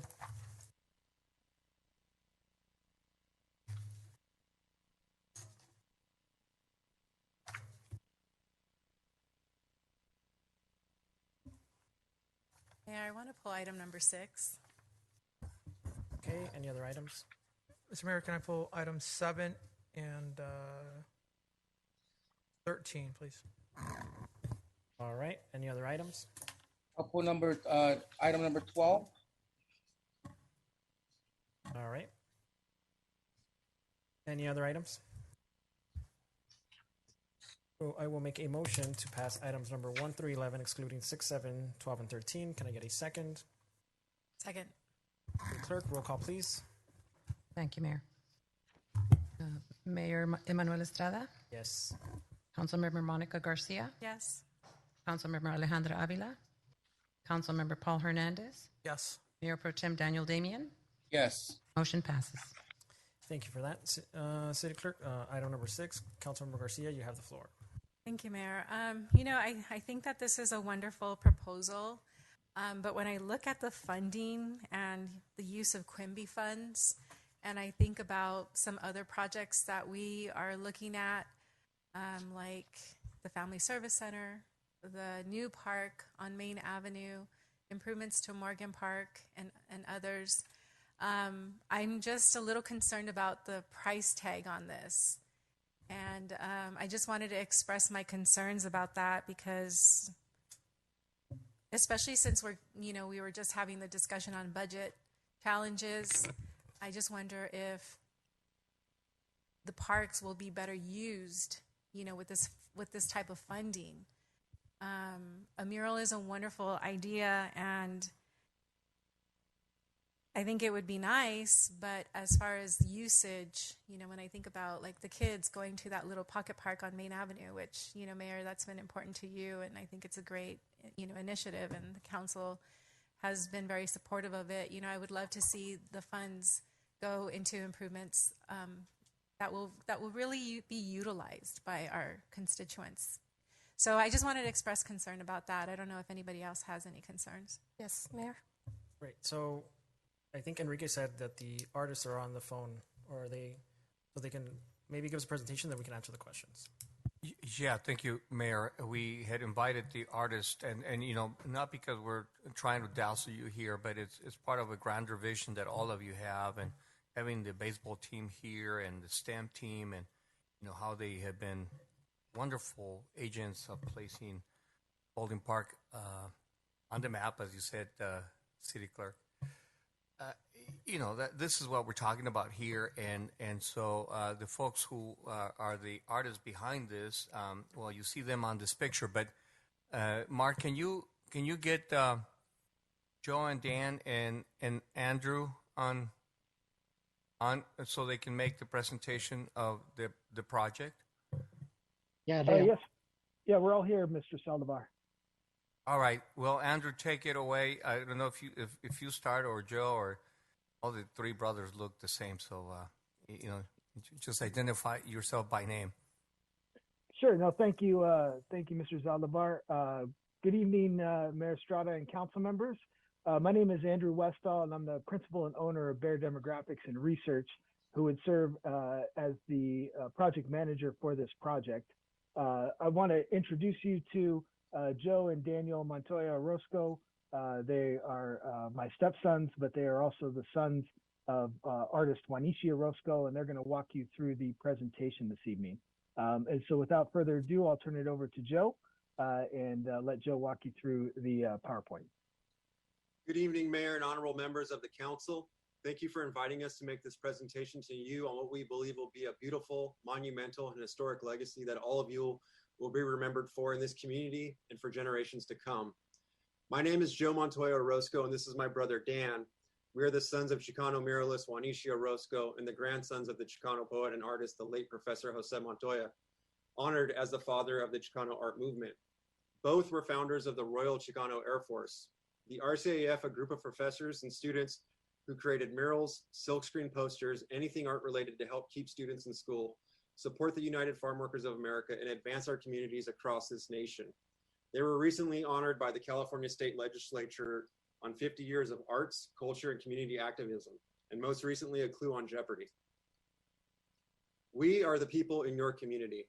We are Southern Californians by the way of Northern California, by way of Mexico and of Europe.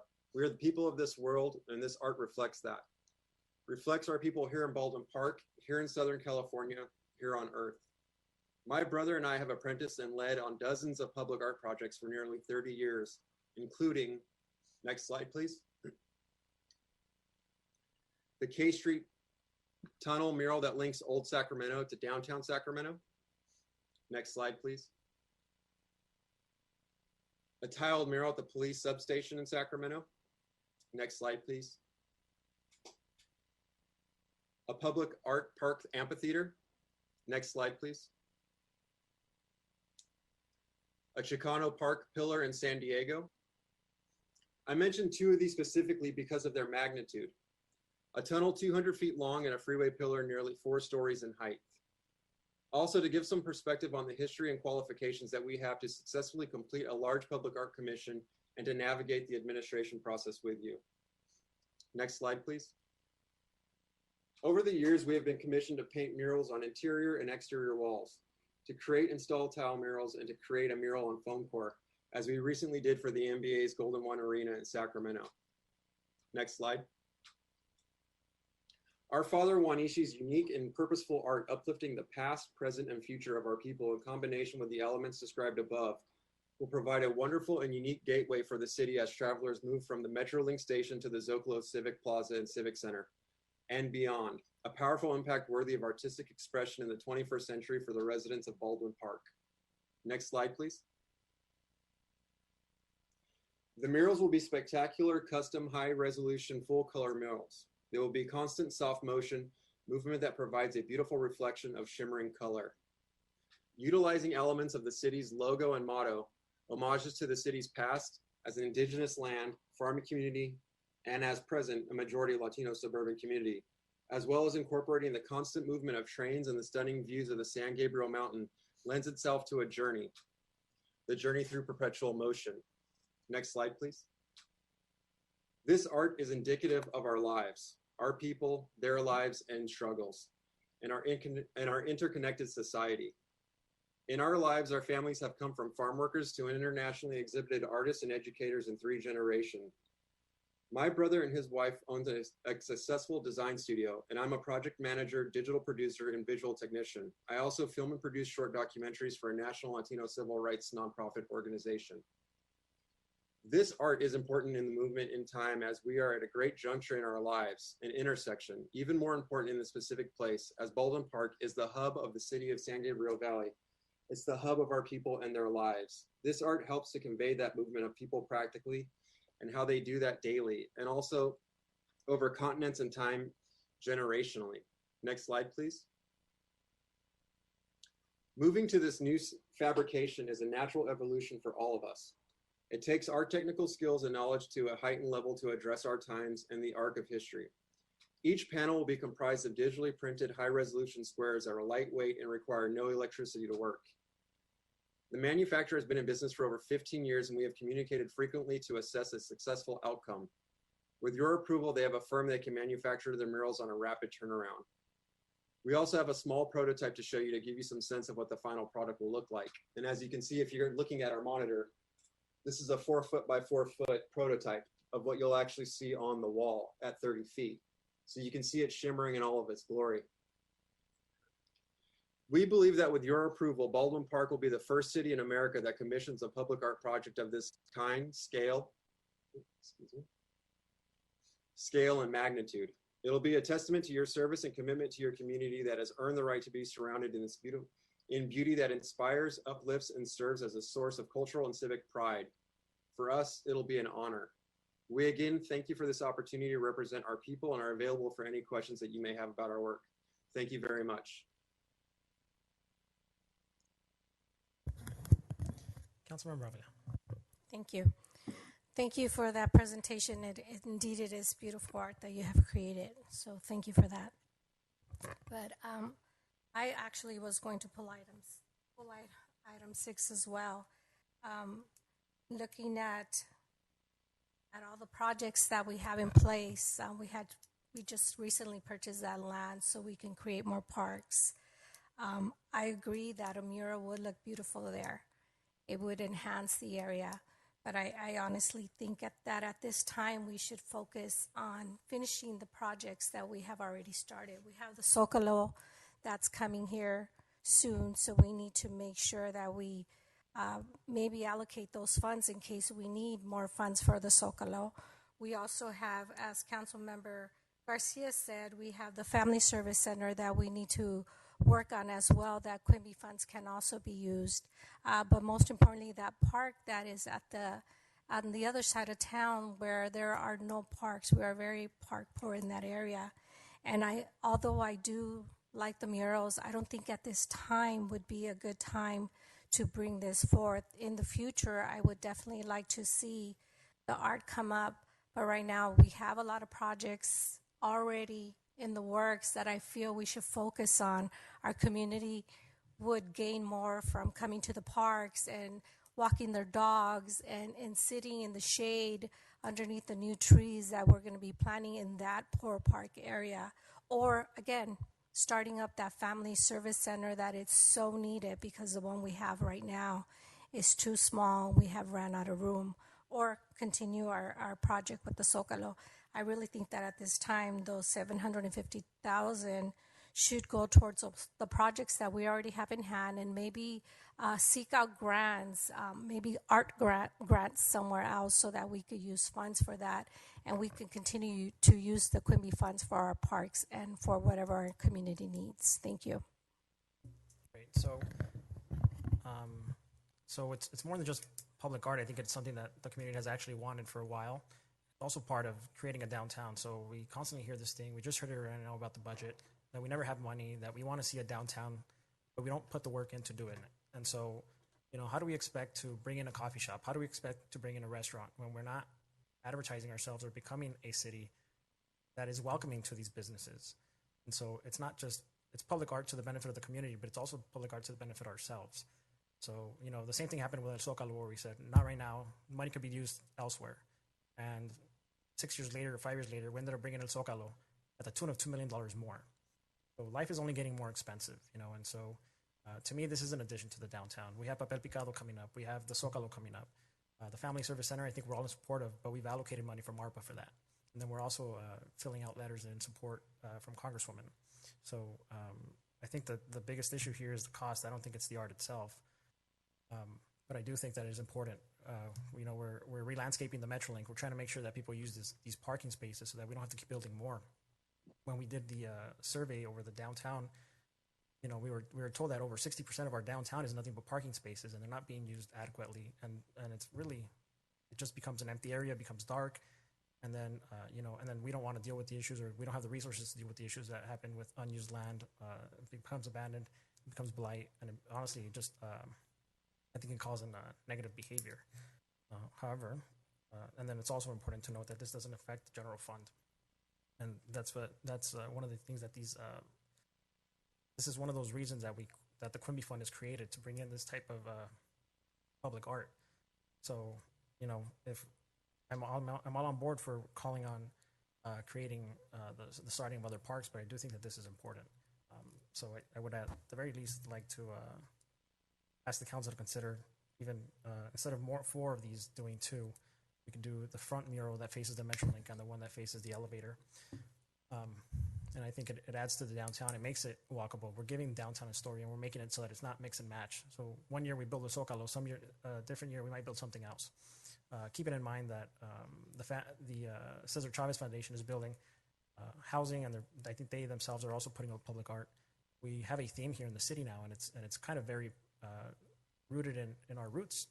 Very proudful of where we come from. We have the Judy Baca. We have the Judy Baca art, and that's a big deal. Judy Baca is a world-renowned Chicano artist.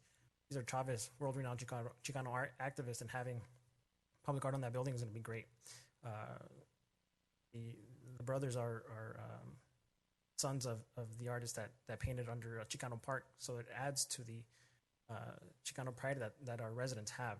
So being able to park at the Metrolink, being able to make use of that, making people want to walk the downtown, because that's one of the things we talk about, walkability. Well, who wants to walk the downtown when it's dark and there's nothing to see after 6 o'clock, right? And so these are things that we have to start considering as well. Do we want to make revenue? We have 2 taxes on the ballot potentially, and that's fine. If we want to do taxes, we can, and we can push for taxes. But I think that we also have to show the community that we're doing our part to make sure that we're bringing in revenue, because the tax is only going to go so far, especially when you're considering that some of the businesses are sitting empty, and a big majority of them are also service related. So it is important that we bring in revenue generating businesses, and that we bring in public art. We don't have that, and if you look at many of these cities, the only cities that have public art, or somewhere where you want to go and hang out and check out the view, are high income areas. It's not cities like Baldwin Park. It's cities like Monrovia. It's cities like Glendale.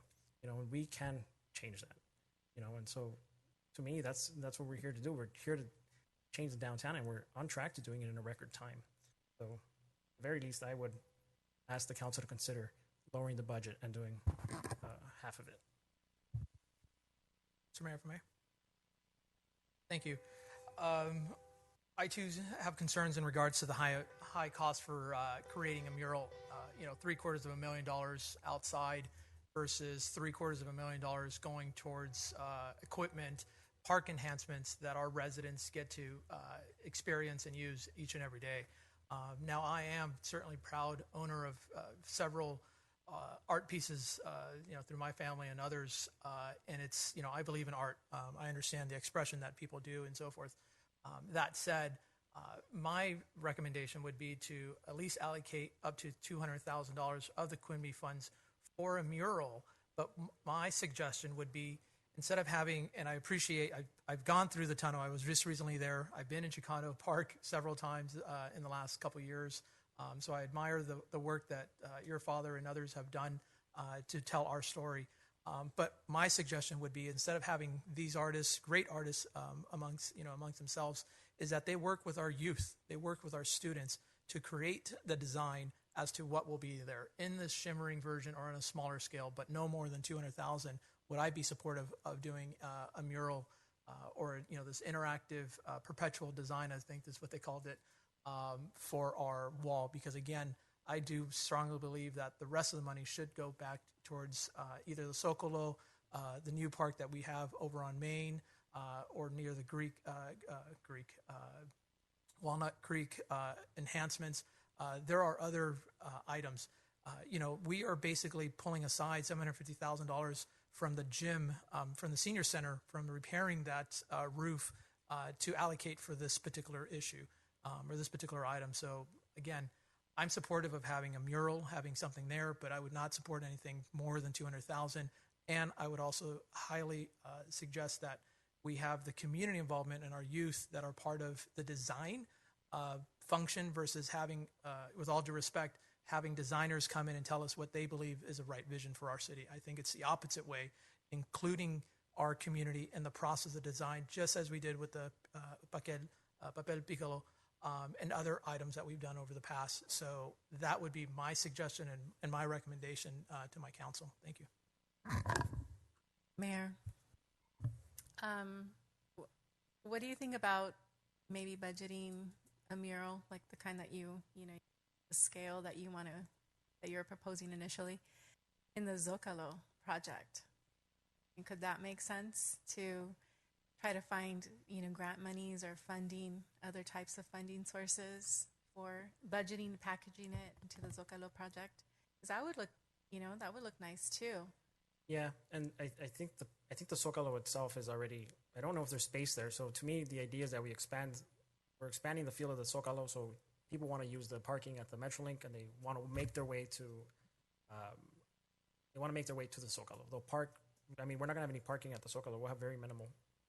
So to me, it's more of an envisionment of taking that and adding that Metrolink parking lot so that people use it, because I think now very highly unused. We want to make it so that it gets used. So that's kind of how I see it. I think the Zocalo itself is already a kind of a done package. This is just an extension of that. So to me, what I see is that we have public art at the Metrolink, and that leads you to the Zocalo. And I mean, we don't have, fortunately, we don't have access to that paseo right now, but then the paseo leads you to Papel Picado, and that leads you to across the street. And so now the downtown has a flow, and it makes you want to walk around, and it makes you want to look, whether there's parking or not. You know that you're going to park at the Metrolink, and you have an experience going through it. But I do like Councilmember Hernandez's idea. I think that this type of project is very reminiscent of Papel Picado itself, where the community gave an input, and each one of those Papel Picado sheets, kind of tells a story for everybody. Different stories, different symbols coming together to make something that everybody's going to enjoy. Mayor? Yes. And adding to what Member Hernandez said about involving our youth, at the Early Childhood Education Center, the main office is right there on the corner of Cerro Vista High School. I don't know if you've ever been in there. Inside the center quad area, the students have created a beautiful mural. So we have a lot of talent within our school system and our youth. Maybe we all should go and take a look at it. And that's art that the youth from Cerro Vista created. And it's something, today we presented our baseball players, our robotic team, and we are so proud of them. That would be amazing if we can display their art for everybody to see. And maybe one day they will become artists because of the work that they put up on the walls. I like that idea if this company can work with our youth to be able to provide those type of murals in our community. Mr. Mayor, what I'd like to, if I may? Yeah, go ahead. What I would also suggest is let this be the first phase. Okay? should we find additional grant funds that are available for this, we could add on, as we're working with these artists, see if we could add on to the vision that we want, right? So there's a first phase of the 200,000. What I'm suggesting with with community involvement and so forth, because then they're taking pride in it. And then the second phase is maybe it's the longer tower, or whatever the case may be.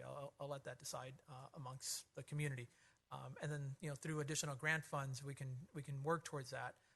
Where we again, as you mentioned, Mayor, Councilmember Avila, is this is a way to inspire youth through the creative process. And there's a way of perhaps hiring them as a young individuals through the summer youth program or through the other employment program that we have that can assist these artists with preparation and so forth, so they understand what it means, geometry, right? Because you're looking at scaling an image very large, and so forth. So there might be an opportunity to leverage this mural into various opportunities for other folks to be exposed to different careers as we're trying to uplift our community and, more importantly, our youth through this process. That would be my suggestion. Yeah, and I think that's a great idea. We can do phases. Start off with one, see how it works out, and then as we move forward, I think it gives different groups of people in the city possibility of getting involved and having input. To these artists, have you worked with the youth before and provided those type of services that we are looking into?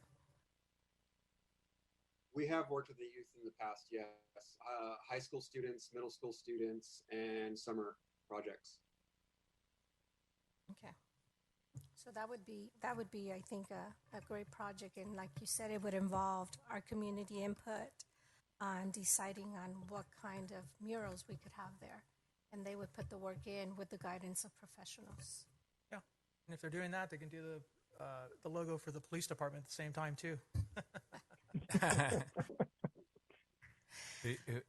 Mr. Mayor, if I, along with Councilmember Hernandez's idea, in fairness to the process, what we have in today's report is what was the artist's best rough estimate. And I say rough estimate because, they only took it as far in precision as they could. I mean, some of the cost items are not fully vetted.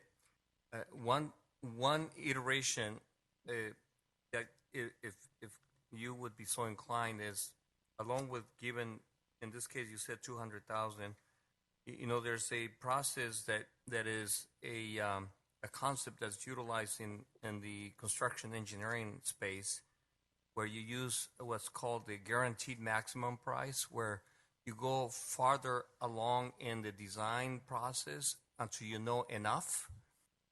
Not everything, but you know enough, in which then the company will give you a guaranteed maximum price that no matter what lies farther ahead, that price is not going to change. And if now with the great involvement of the youth that you brought up, that would be awesome. If the price were to land somewhere higher than 200,000, would you give us authority to maybe do that? If it were up to 300,000? So would it? Yeah.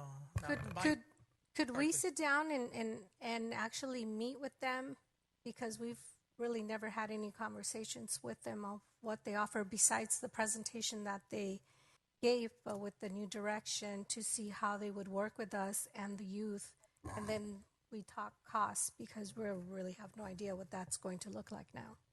Yeah, and Mayor, if I may, instead of making a decision. Go ahead, Mr. Demon. Yeah, so I share the same concerns as most of you there as well. I mean, for $750, we saw what we could get, right?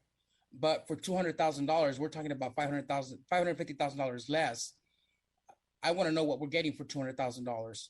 So instead of giving direction and saying we're going to spend $200,000, go back to the drawing board, it would be wise to move this over and have the artists come back with what type of possible mural we would be looking at for $200,000, including our youth.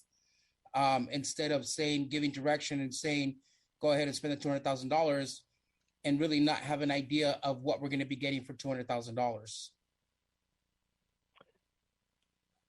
Mayor, may I chime in here? Yes, go ahead. Thanks, Mayor. Mayor Pro Tem, I think that's a great question and concern. In general, our cost estimate for the one mural that you saw in the middle of the parking structure directly across from the Metrolink station, we estimate that cost at $175,000 for that one 30-foot by 30-foot mural. Involving students and so forth might be a little bit extra. And as Mr. Zaldivar pointed out, really the biggest cost that we don't have a whole lot of control over is the installation.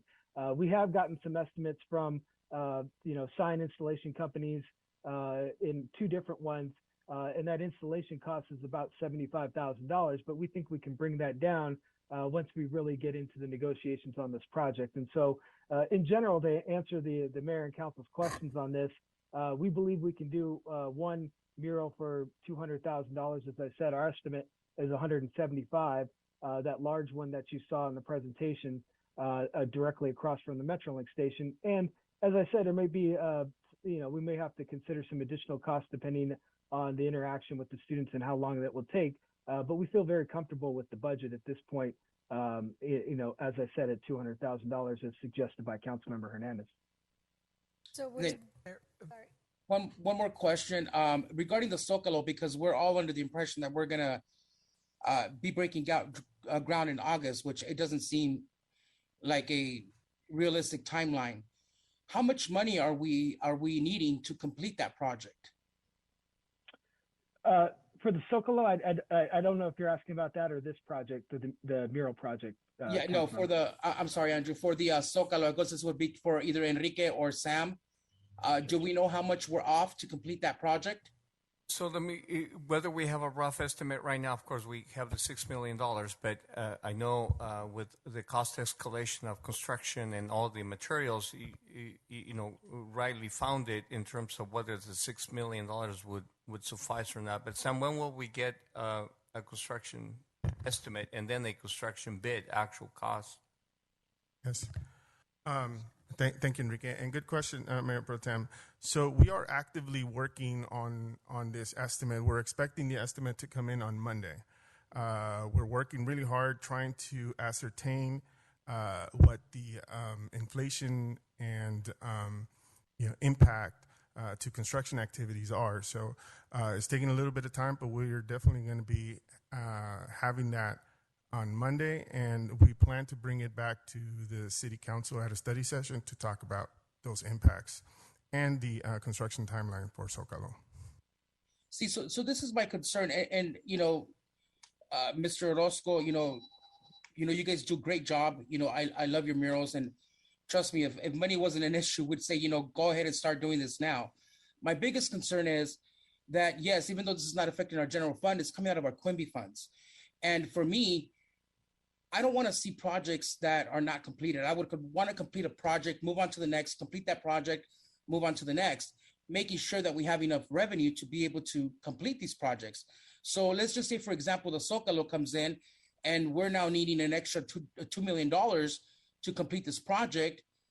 Well, here's $750,000 that can be allocated towards that to try to complete that project. Because in a sense, the Zocalo is the biggest vision that we have in our downtown, which is going to be kind of our anchor of our downtown. So for me, it would be wise for us to complete that project, then, start moving on to the murals and what else we can add to the Zocalo. Second of all, we purchased that lot over on Joan Bridge in Maine for the purpose of a pocket park. I don't want to go and purchase a lot and then just still drive by there and see an empty lot. I want to start to see that develop. So these $750,000 would also go a long way for the completion of that pocket park over on Joan Bridge in Maine, which the people on the north side of Baldwin Park desperately need. They don't have any open space. We don't have any open space on the north side.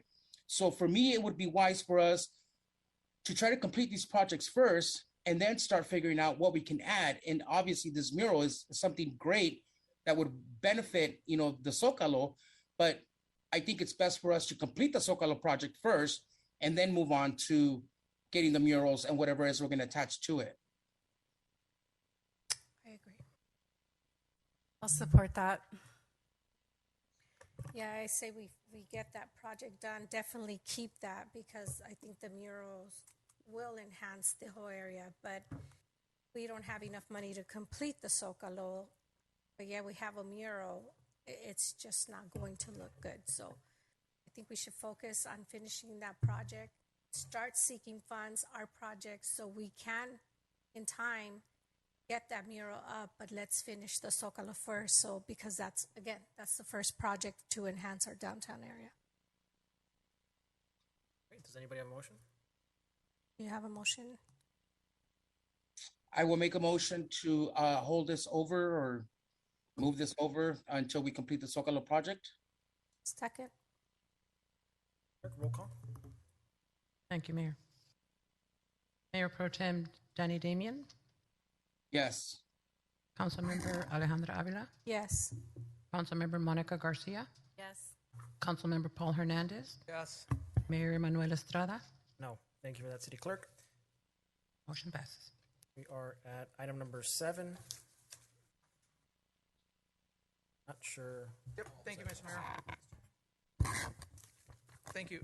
Brought this item up just really quickly, Chief. Can you just share with the audience as to what the actual surveillance cameras are for and the purpose of what you're asking for, additional funding and the additional cameras that are and where they're going, more importantly, just so people understand in the audience, please. Yes, sir. It was a joint project with myself and Manny Carrillo, looking at the surveillance system that we already have currently in place. We are enhancing it, for not only for the safety of the public, council, and the employees, and also the visitors for City Hall facilities, as well as the interior of the police department. We lack the surveillance cameras inside the facility, our facility, so that I'm trying to enhance the overall surveillance system that we have in the interior of our facility. And I believe there was a change from the amount of storage or the days of storage from, a month or two to now 12 months. That requirement is based on what? Correct. That requirement is based on the requirements for the police department as far as a public retention act, and getting that, saving that so that we have video evidence. Video footage of whatever we need to comply with the Public Records Act. Perfect. Thank you, Chief. I have no further questions unless my other colleagues have.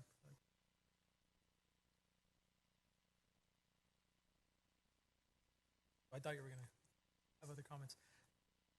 If there's no other questions from any colleagues, motion to approve as is, number 13. I'll second. Number 7. City Clerk, roll call, please. Thank you, Mayor. Councilmember Paul Hernandez, Yes. Councilmember Monica Garcia, Yes. Councilmember Alejandra Avila, Yes. Mayor Pro Tem Daniel Damian, Yes. Mayor Emanuel Estrada. Yes. Motion passes. Great. Then we have item number 13. Oh, number 12. I believe that was Mayor Pro Tem. Thank you, Mayor. Yes, I believe Justin Grisiu, the founder and president of Oath Country Foundation, is here to do a presentation. Yes, thank you, Mayor Pro Tem Council. Justin Grace will be presenting. Thank you. First and foremost, it's an honor and pleasure to be here this evening. So thank you, Mayor, City Council, additional support staff, and elected officials. So before we get started, I believe it's important to first note that our Chief Financial Officer here, Mr. Sandy Sanchez, retired naval officer, was raised here in the city of Baldwin Park. So that's right. So before we get started, it's important to note our mission and objective with the foundation. So our mission is to foster a community of connectivity and collaboration with partnerships and volunteers to educate on, advocate for, and strengthen veterans and first responders' mental health, and to provide street-side resources for the ones that end up homeless or low income in Southern California.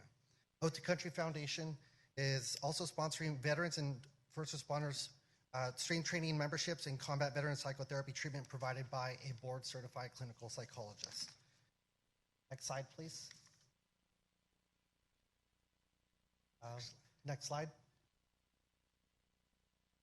All right, so we are committed to improving the health and wellness of our community through our Boots on the Ground programs that we're currently running today.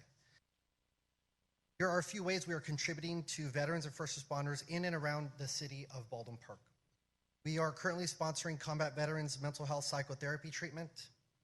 We are also running a homeless veteran outreach program, beach yoga, beach runs and marches, inner city suicide awareness events in collaboration with the city of Baldwin Park, food assistance programs, resources and to transitional homes and foster care centers. We're also sponsoring strength training sessions and memberships all across the LA County. But more notably, the reason why we are here today is to specifically address our Elderly Hero Home Restoration Program. And this is where the ARPA funds will help us have a greater reach to the veterans and families throughout the city of Baldwin Park. So our first home started in November of 2021. And that is the gentleman on the top right, the first home that we serviced in the city of Long Beach. Specific to veterans and first responders, these are individuals that were looking to help those that cannot simply help themselves. So right now we are servicing homes all throughout Southern California, as far as Long Beach and the gentleman right below, located in Orange, California. So the way we are organizing and running this restoration program is we are not asking any expenses out of pockets for the family or hero. So we provide all the support staff, resources out of our own foundation pocket. These outreach days, as we consider, are advertised through the use of social media via Facebook, Instagram, Twitter, as well as our website. We are also working in collaboration with Home Depots throughout the cities where those heroes currently reside. But the biggest barrier that right now that we are faced with is we don't have enough families to provide support to. We've requested on many occasions people to spread the message by word of mouth, as well as via use of social media. But we've been running across an issue of ego and pride, as I've been told by various families. People simply do not want to accept the help. So in partnership with the city of Baldwin Park, we would like to identify a great deal of local heroes in the city of Baldwin Park and families that do need the help. So many of the participants that come out to these events, it's quite honorable to see those individuals that come out and provide helping hands for several hours. To note, local nonprofits, as well as small business owners, military veterans, and first responders, our young Marines. These are individuals that are as young as 8 years old that are about to go off into high school. So it's really something special to see when we involve our youth in giving back the way that we do. We also have foundation supporters from all around Southern California. Both of the homes there are the individuals that you see here are, we've had approximately 50 to 60 individuals show up, provide support for that hero. Next slide, please. So the types of services that we're running are quite extensive because we have an array of individuals that show up with different talents, trades.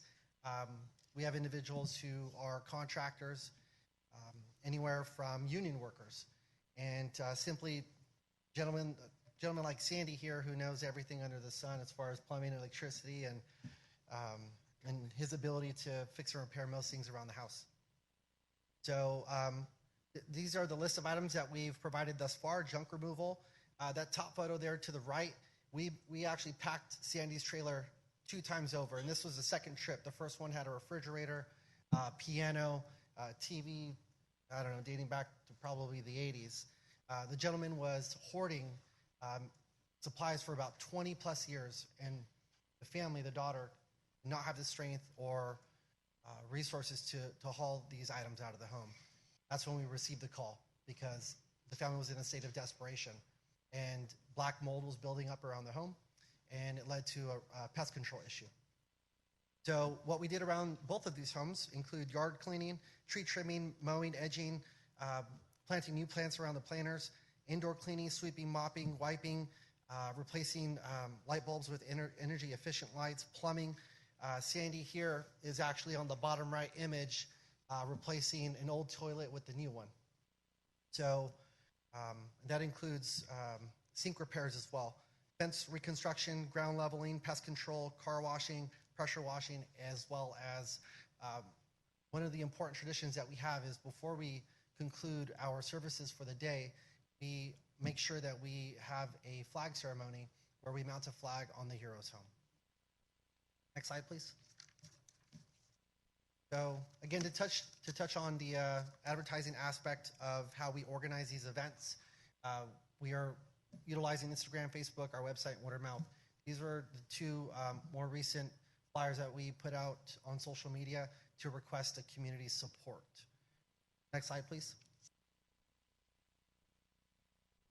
I'd like to just recap the two elderly veteran homes that we've done. Top left image, we had a sink repair done. The middle top image, that is the father of a local church.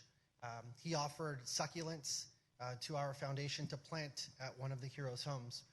The young man to the right is a young Marine.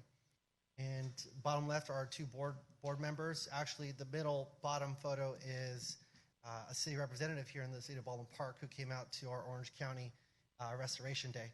And to the bottom right, we partnered with a local West Covina-based landscaping company to help us because we simply did not have enough resources to get the job done ourselves. So we needed some pretty heavy-duty equipment, and he was best utilized for that. Next slide, please.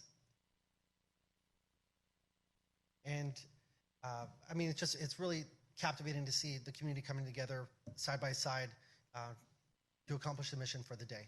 And you know, not only are we restoring the home, but we're also restoring the faith of that individual that lives in that home.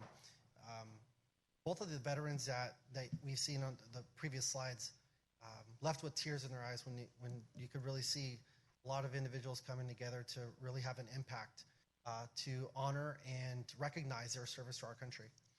And I mean, just a couple photos here. I mean, we had two trash hauls. The bottom far right image, that slab of cement must have weighed 150 pounds. And the veteran there to the bottom left fell over that because it wasn't leveled correctly, and it led to a hospitalization.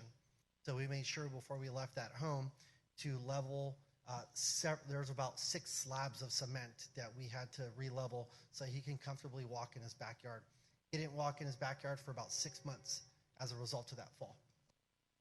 And next slide, please. And again, these are just a couple more photos of different types of services that we're providing. I mean, we'll go through rummage, trash. I mean, we'll separate and preserve any types of items that might be found precious to that individual of the home. So it's really something special to see and to speak on behalf of the foundation and behalf of the individuals that are not here to share their testimony and experiences while working inside and outside of these homes.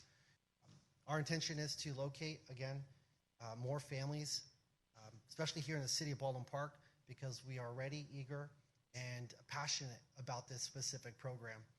So I'd like to open up the floor to any questions or concerns. Great. Just want to acknowledge that on your first set of pictures, that's actually one of our commissioners. That's Eric Pena. Correct. You did a fine job that day. I do remember that. I just want to say thank you for the presentation. I'd like to say I'm sorry. Go ahead. One of the proudest things that I am about this organization that we started is that all of us are volunteers, no matter what position we have. Not one of us takes a salary.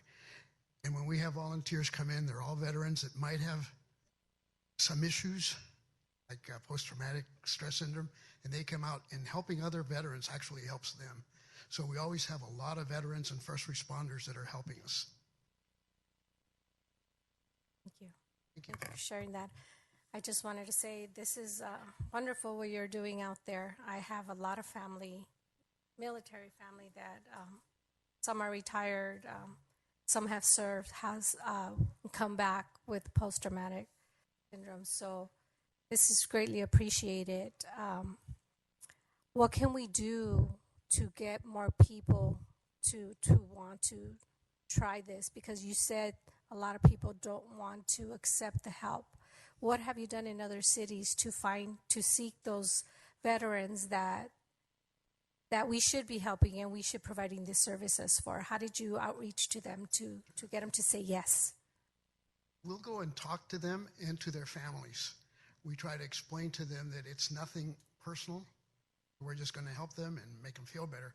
But mostly it's convincing their families, and then their families talk to the veteran most of the time because they know each other. They're closer to each other. So we try to go through the family first, and if not, then we'll go straight to the veteran and tell them, hey, we're all veterans. We're all the same. I give them my history. Some of the other guys talk to them about their history. I served 26 years in the Navy through Vietnam and Desert Storm. So we tell them what happened to us. Mm-hmm. Actually, I don't talk about Vietnam. I'm sorry. Thank you for serving. I still have problems with that one. Anyway, but that's what we're trying to do. We're going to help them. And I think that's what they need to hear from people like you that know exactly what they're going through because you understand them. And that's what's so important. We appreciate that. I don't like to see one veteran commit suicide. I agree. And that's why what you're doing is so important. And so what you need from us is to provide a list of veterans that they may need that assistance, and you will reach out to them? Veterans, families, seniors, first responders. If we're able to work with maybe possibly code enforcement to identify families or homes that need some significant work around the house, we'd like to identify that family and make contact so that we can arrange an outreach day to provide the services that are needed so that the home is up to code. That's great. So, Ron, maybe we can reach out to code enforcement since they're the ones that are out in the community more than us and see which are the homes that may need some assistance, and then we give them the list so they can come and reach out and provide the services once you talk to them and get the okay from them and to the family. So Ron would be a good contact for you so he can reach out to our code enforcement. But thank you so much for providing this service. It's so important that we do help our veterans because we don't know what they're thinking. We know they had a traumatic experience, but we really have no idea because we were not there and you were. So I think you are key to be able to help them and just provide those services and be there as a listening ear. So thank you so much for doing that. I think one of the more important things I'd like to bring up are the remarkable young men and women that were up here to receive the recognition for their projects as well as the CIF championship. I think having access to working with local high schoolers that are pursuing next level education into college, we're an open door foundation. We'd like to write off service hours and have these young men and women work alongside us to experience what it's like to give back to their community where they live. In a city where they can take pride in to see that their work has an impact on those, and it'll help bring a great deal of understanding of what many of these individuals have been through. So if we can really tap into working with Baldwin Park High School as well as other local schools here in the area, that's where we will have the greatest amount of impact and pave the way for future younger generations and really set the precedence for community engagement and having that impact. And I'm sure we can do that. We have a great working collaboration with the school district, so we can talk to them. They can provide us the students. I don't think there'll be a problem with that at all. That's a great idea. Thank you. Yes, Councilmember Hernandez. Again, thank you very much for being here. You've all made a wonderful impact, positive impact in our city with the marches recently, twice now in the last 2 years. As you know, we have over 1,000 plus veterans living in Baldwin Park. Probably about 400 or so, are probably homeowners or a home. So that's a big group that we can certainly help.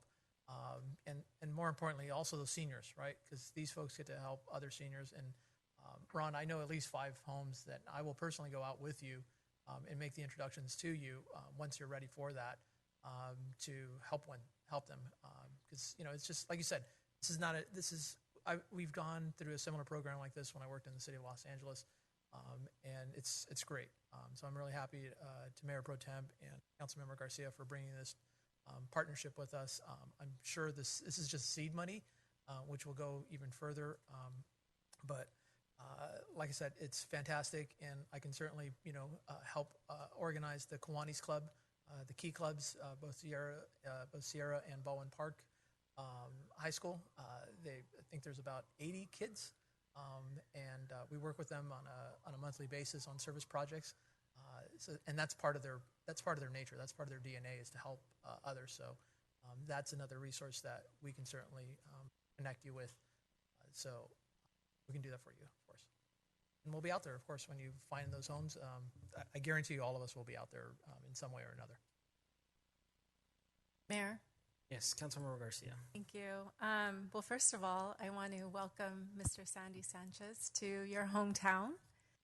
How nice to see you here and to see that you'll be, giving back to a community that was very important in your upbringing, it sounds like. So I remember lots of summers swimming in the pool outside. yes, I remember too, across from Thrifty's, right? So that's wonderful. It's welcome back, and it's nice to have you serving this community in this way. And I also want to thank you for your service, and our city attorney, Robert Tafoya, also served in the Marines. Oh, Navy. Oh, okay. I'm sorry. Okay. Uh-oh. Fighting words here. So I think it's a wonderful program, that you will be, in this way that you'll be serving our community. What I wanted to suggest is, Enrique and Ron, if you could introduce OTCF to Jose Martinez at the Valley County Water District. Absolutely. And see if you can use this program to grow it and, be able to access maybe some of their programs and their funding for drought-tolerant landscape.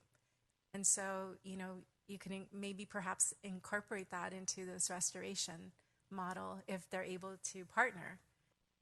So if you could make that introduction. And then also Froylin Mendoza, who's our superintendent of Baldwin Park Unified School District, to put the organization in touch with the students. And then also if we can get them a letter of support for Home Depot, because that will be a natural partner. Yes, absolutely. So thank you for stepping up and partnering with the city in this capacity. I think it'll be a wonderful program. We're excited, and it's truly an honor. Thank you. It is. It's our pleasure. Mayor, if I may. Thank you. Yes, Mayor Pro Tem. Thank you.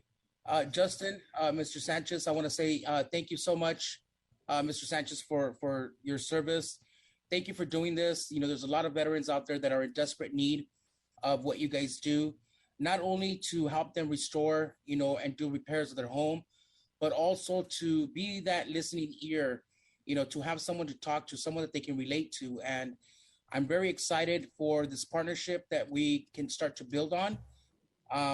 So if, my colleagues don't have anything further, I would be proud to make the motion to approve item number 12. Yeah, so just before we vote, I do want to just, I want to thank OTCF. I know that before OTCF came out at the perfect time when we were trying to fundraise for the American Legion. So it's great to have a good neighbor, a good partner. Last year, just a couple of months ago, we benefited the school district. So I think it's very important that we do support, your mission and support our veterans here in the city of Baldwin Park. And of course, work with you because you've been working with us for the last 2 years and making things happen for other people. So it's important that we help you make things happen as well. Mayor Pro Tem, go ahead. Yeah, I'd like to make a motion to pass item 12. A second. City Clerk, roll call. Thank you, Mayor. Mayor Pro Tem Damian? Yes. Councilmember Monica Garcia? Yes. Councilmember Alejandra Avila? Yes. Councilmember Paul Hernandez? Yes. Mayor Emanuel Estrada? Yes. Motion passes. Thank you for that, City Clerk. And so we are at item number 13. Thank you. It's an honor and privilege. Thank you. Thank Thank you. I pulled this item for a couple items. Two, I just want to make sure people understand and our residents understand what this actually means and why we're going through this process. So perhaps, I don't know if Enrique or Robert, if you just kind of want to walk us through, perhaps Robert, if you can walk us through as to what this ordinance actually means for us to go, excuse me, the resolution means for the city and the residents. Thank you, Councilmember Hernandez. I do think it's important that the residents and the citizens of Baldwin Park understand the measure. First of all, as Mr. Martin mentioned when he came up, this is a privately sponsored initiative. So this is a private entity that sponsored this ballot initiative. And the process is they have to collect, well, first of all, they have to drop the initiative, which is the ordinance. And so this is not actually an ordinance that was written up by the city of Baldwin Park or by anyone related to the city. Once they drop the ordinance, then they have to take it out and they have to get petitions signed. And if they get enough petitions signed, they then submit it back to the city. Then the city has procedural requirements that they have to do. The city clerk's office has to look at the signatures and determine which ones they're going to send on to the registrar of voters, then sends it on to the registrar of voters, and the registrar of voters determines whether the signatures are valid or not. And if there are enough valid signatures, then they'll send it back to the city. And then the city's procedural requirement is to do exactly what we're doing now, which is determine whether or not it's going to go on the ballot or whether the city would vote straight away on it.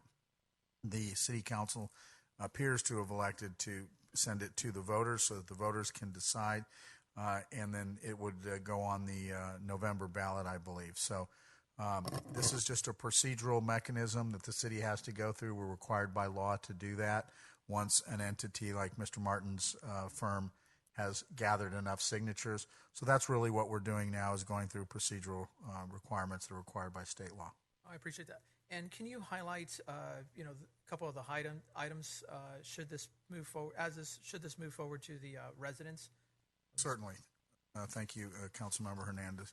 So the initiative authorizes the sale and delivery of medical cannabis and cannabis products to persons 18 years and older, and adult use cannabis and cannabis products to persons 21 years or older. The initiative also sets forth the location, the design requirements, application procedure, and establishes a permitting structure for cannabis retailers. So this will be retail cannabis where you actually have a brick and mortar store. Someone will walk in and they will purchase cannabis, either medical cannabis or adult cannabis from that retail establishment. The initiative also specifies the security measures, restrictions on alcohol and tobacco sales, general operating requirements, and other obligations of the cannabis retailer. The initiative would require a cannabis retailer with 2 or more employees to enter into a labor peace agreement. The city's chief executive officer is allowed to inspect the cannabis retailer premises, or his designee, of course, without notice, and enforce the local cannabis regulations. Material violations of the regulations are deemed nuisances and may be prosecuted as a criminal misdemeanor. Again, this is all in the initiative that was presented by the private entity. The initiative, if adopted by a majority of the voters voting on the measure in Baldwin Park, would also impose a general tax on cannabis retailers. The tax for retailers of medical cannabis or medical cannabis products would be 0.5 of the gross receipts from the retail sale of the medical cannabis or medical cannabis products. The tax for retailers of adult use, so you've got the medical use and the adult use, shall be 4% of the gross receipts from the retail sale of adult use cannabis or adult use cannabis products. So for the medicinal, it's 0.5. For the adult cannabis use, it's 4%. The initiative allows the city council to increase or decrease the tax rates by ordinance without voter approval, so long as the maximum tax rates do not exceed 5%. Taxes are due on a quarterly basis, and non-payment of the tax would result in penalties and interest in the unpaid tax. Thank you, Robert. Thank you for that summary. I really appreciate that, because I think the other thing that, if you could just kind of highlight, just specifically, and I'll ask one last question or one last comment. In regards to retail, what does that, should the voters approve that, what does that look like? Where would the retail shops be? Well, under this particular ordinance, they have this initiative. They've established who could and could not receive a retail license, and so it would require that someone have 50% interest in a cannabis business in the city of Baldwin Park on or before July 1, 2021, and as of the date of the application submitted, entered into a development agreement with the city prior to January 1, 2018. So what this establishes is the only people that can get the retail license are people that have already been in the city since 2018 with a development agreement. And there's also some other requirements, like they had to have paid at least 1/4 of mitigation fees. And essentially, the location will be wherever that business is located now that it fits under this initiative. Or if that business were to relocate, then it could relocate to some place, and that would be an industrial commercial location within the city, because that's the only place we allow our cannabis operations. So whatever, and right now there's no more than 2 locations that would qualify for a priority retail cannabis business permit under this ordinance based on who we have here in the city today. Again, thank you. I think that was really important because I did receive a lot of comments and concerns from residents. They didn't necessarily understood. Some of them actually, did not sign the petition that was, when individuals were going to their homes. Some did, but they just needed, I think, as I shared with them, provided some clarity in regards to the retail component. I think that was the biggest, not fear, but unknown that they didn't clearly understand. So I appreciate for that clarity. And then I think Mr. Martin. Mr. Martin, I do appreciate the piece around the workforce development. I support that. I support the workforce development, especially if there's an industry that we can cultivate, well, no pun intended, that we could help support in the future. That is something that I'm 100% behind. I know there's workforce development grants through the High Road grant is one of them.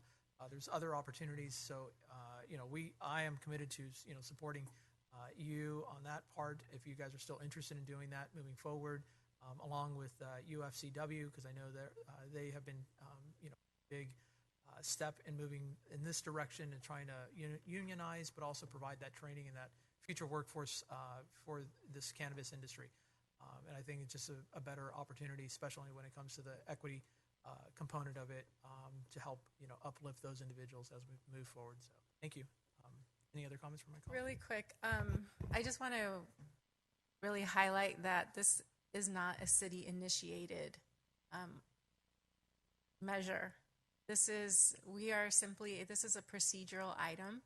We are required by state law to take this action, but it's actually been initiated by a third party. And so, do you want to add just quickly? Yes, that is correct, Councilmember Garcia. So this was brought to the city by Mr. Martin's firm, and Mr. Martin's private firm is the one that drew up this ordinance. So even though it's an ordinance that looks like or sounds like the city may have done it, we didn't do it. That was drawn up by a third party, brought to the city, and the city is required to go through this process now. There's really no options for the city at this point. Present it to the voters, and the voters will decide whether or not the measure will become law. But it's not sponsored by the city. In fact, it's important to note the city cannot, as a matter of law, take a position in favor or against this particular initiative. You can, as a private individual, if you decided to support something, you can. But as a city council member, nor as a city are we allowed to take any position in favor or against this initiative. And thank you, Robert, for that. And I think it's important people understand that by us approving this item, we're just following state law. It's just a procedural item. It's not the city taking a position on this initiative. That's correct, and we're really not approving or disapproving it. All we're really doing is putting it on the ballot, which we're required by state law to do. Okay, thank you.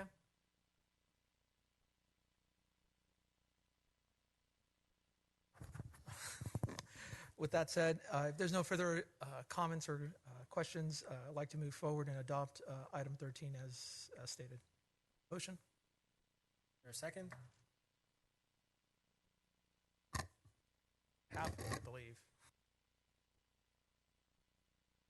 Somebody's got to do it. Second. City Clerk, roll call. Thank you, Mayor. Councilmember Hernandez, Yes. Councilmember Alejandra Avila, Councilmember Monica Garcia, Yes. Mayor Pro Tem Daniel Damian, Yes.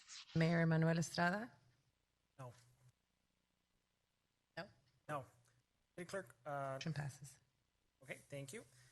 And I believe those are all of our items for the consent calendar. We do have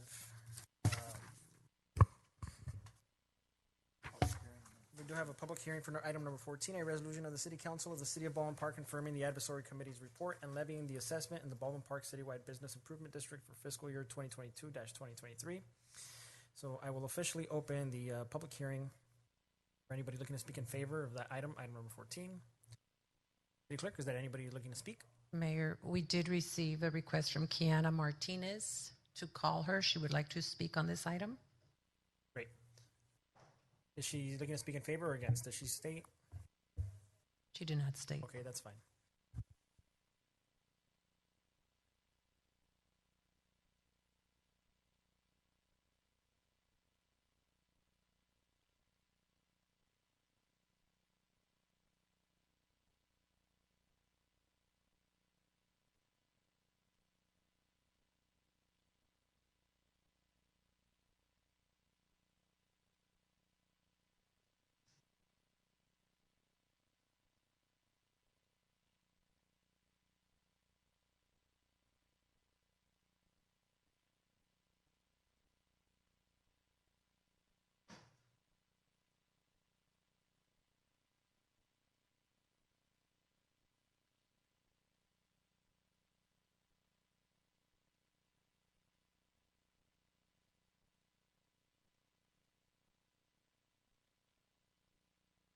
Mayor, okay, so she's clarifying she would like to speak on the public hearing for the budget. We'll call her back. Yeah, that's the next. Great. Is anybody looking to speak? If not, I will declare the public hearing closed. I'll make a motion to pass item number 14. Mayor, I have, before you pass the item. Yes, go ahead, Mayor Pro Tem. Yeah, last year when we went through the same budget public hearing, we stated that we were going to look into the IT advisory committee. Here we are a year later. Are we going to look as to putting business owners or members of the business association, community members onto this IT advisory committee, or are we going to continue with the E-team being on the advisory committee? And then my second question is, when was the last time the E-team met regarding this BIT advisory committee? I'll start with the last question first. We met last week, and to your point, Mayor Pro Tem, we and yes, it was around this time of budget, as you recall, that you had asked that we incorporate the business community, and I know it has been regrettable, but it's all on us, the committee, of not having done the incorporation of the business members. The assessment remains the same. No increase in the assessment. Not because but want to make it clear that there's no increase being proposed in this hearing, and so we will get to the task of incorporating the business community soon after this meeting. Okay, yeah, if you could just get back to council, let us know when we can start the process of reorganization of the BIT advisory committee, so that we can make sure that we get this before the next year's budget. Yes, so maybe we can bring the proposed reorganization at the time that you will consider the amendments to the budget on July 20th. Perfect. Thank you, Enrique. Great. So there was a motion. Councilmember Garcia seconded. City Clerk, roll call, please. Thank you, Mayor. Mayor Emanuel Estrada, Yes. Councilmember Monica Garcia, Yes. Councilmember Alejandra Avila, Councilmember Paul Hernandez, Yes. Mayor Pro Tem Daniel Damian. Yes. Motion passes. Great, thank you for that, City Clerk. At this point, we move on to item number 15, adoption of the budget for fiscal year 2022-2023 for the City Finance Authority, Municipal Financing Authority, Housing Authority, and Successor Agency. I will open up the public hearing to anybody looking to speak in favor. Anybody looking to speak in opposition? Chief Deputy City Clerk, go ahead. Yes, we will call Kiana Martinez. She requested to speak on this item.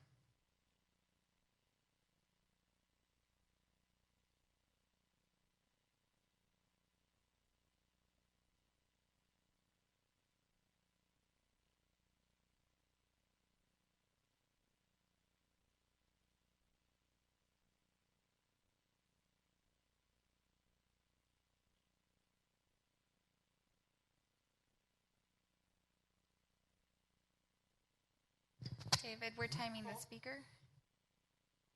Okay. Okay. Go ahead. Hello, this is Kiana, calling to comment on the public hearing for the budget. It would be great if it's not already done, if the proposal could be uploaded on the city's website where it's easily accessible, and we will reach out if it's not exactly sure how there could be a more participatory participatory process on discussing the budget, a discussion, not like a public hearing where we're not able to discuss the issues versus just hearing what the issues are, to have a discussion and to have a clear understanding of what would be put into the budget. There was an environmental survey some time ago during the time that the new council members were in place, where the community did express different things that we want to invest in. We also have a community survey with People United Baldwin Park, where about 300 plus people filled it out to say what would they like to invest in regards to the budget, since it's our taxpayer dollars that are going into it. And it would be great if we can have a meeting or something like that to where it's a more participatory process. Some of the ideas from our survey and our meeting over the last year were divesting from the police, including body camera surveillance, children's police cadets, police explorers, police vehicles, weapons like guns and military weapons in jails, and investing in community-based mental health services. Immigration and legal services was also a big one. Crossing guards, rental assistance, attendance right to counsel or criminal charges of right to counsel, community land trust, school psychologists, since we only have one school psychologist for multiple schools, which is not acceptable. And language justice was a big one that we heard throughout our meetings throughout that time. And so that's something that we want to have and have more discussion around. If anything, discussing amendments to the budget would be a good one as well, if there's not time for that. So that would be my comments. And also for Councilmember Hernandez's request to have a gun buyback.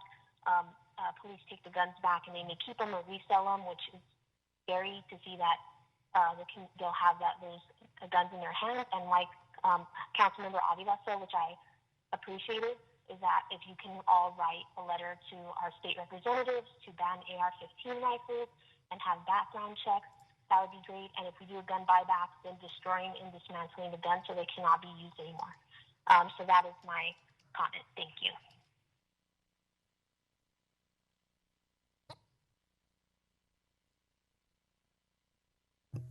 Great. Thank you for that. Is there anybody else looking to speak? If not, at this moment, I will make a motion for item number 15 and approve the fiscal year 2022-2023 budget for the City of Baldwin Park, the Finance Authority, the Municipal Financing Authority, Housing Authority, and the Successor Agency. Can Can I get a second? Second by Councilmember Garcia. City Clerk, roll call, please. Thank you, Mayor. Mayor Manuel Estrada, Yes. Councilmember Monica Garcia, Councilmember Alejandra Avila, Councilmember Paul Hernandez, Yes. Mayor Pro Tem Daniel Damian. Yes. Motion passes. Great, thank you for that. Mayor, excuse me if I may. Based on the budget hearing at 5 o'clock, I did want to mention that there will be modifications made to the budget regarding the freezing of the positions for the various departments until the next meeting. Okay, great, thank you. And then we go to the City Council acting as a successor agency. And there is a consent calendar. I will make a motion to pass that consent calendar. Can I get a second? Second. City Clerk, roll call, please. Thank you, Mayor. Mayor Manuel Estrada, Yes. Councilmember Monica Garcia, Yes. Councilmember Alejandra Avila, Yes. Councilmember Paul Hernandez, Mayor Pro Tem Daniel Damian. Yes. Motion passes. Great, thank you for that, City Clerk. And then we have a public hearing. So what I'm going to do is that I am going to, since we are concurrently meeting with all the other finance authorities, I'm going to go ahead and open the public hearing for all items, all agendas regarding the budget. So I'm going to go ahead and open up the public hearing regarding the adoption of the budget for fiscal year 2022-2023 for the City Finance Authority, Municipal Financing Authority, Housing Authority, and Successor Agency. Is there anybody looking to speak in favor or opposition? City Clerk, is there anybody? Great. So I will move to officially close the public hearing, and I'll make a motion to, and I believe since we're meeting concurrently with all, I can make a motion to concurrently adopt all the budgets for all the authorities. So I'll make a motion to pass the budget for all concurrent agencies meeting today. A second. And there's a second. City Clerk, roll call, please. Thank you, Mayor. Mayor Manuel Estrada, Yes. Councilmember Monica Garcia, Yes. Councilmember Alejandra Avila, Yes. Councilmember Paul Hernandez, Yes. Mayor Pro Tem Daniel Damian. Yes. Motion passes. Thank you for that, City Clerk. And we do have a consent calendar for the Housing Authority, so I will make a motion to pass that consent calendar. Can I get a second? Second. City Clerk, roll call, please. Thank you, Mayor. Mayor Emanuel Estrada, Yes. Councilmember Monica Garcia, Yes. Councilmember Alejandra Avila, Yes. Councilmember Paul Hernandez, Mayor Pro Tem Daniel Damian.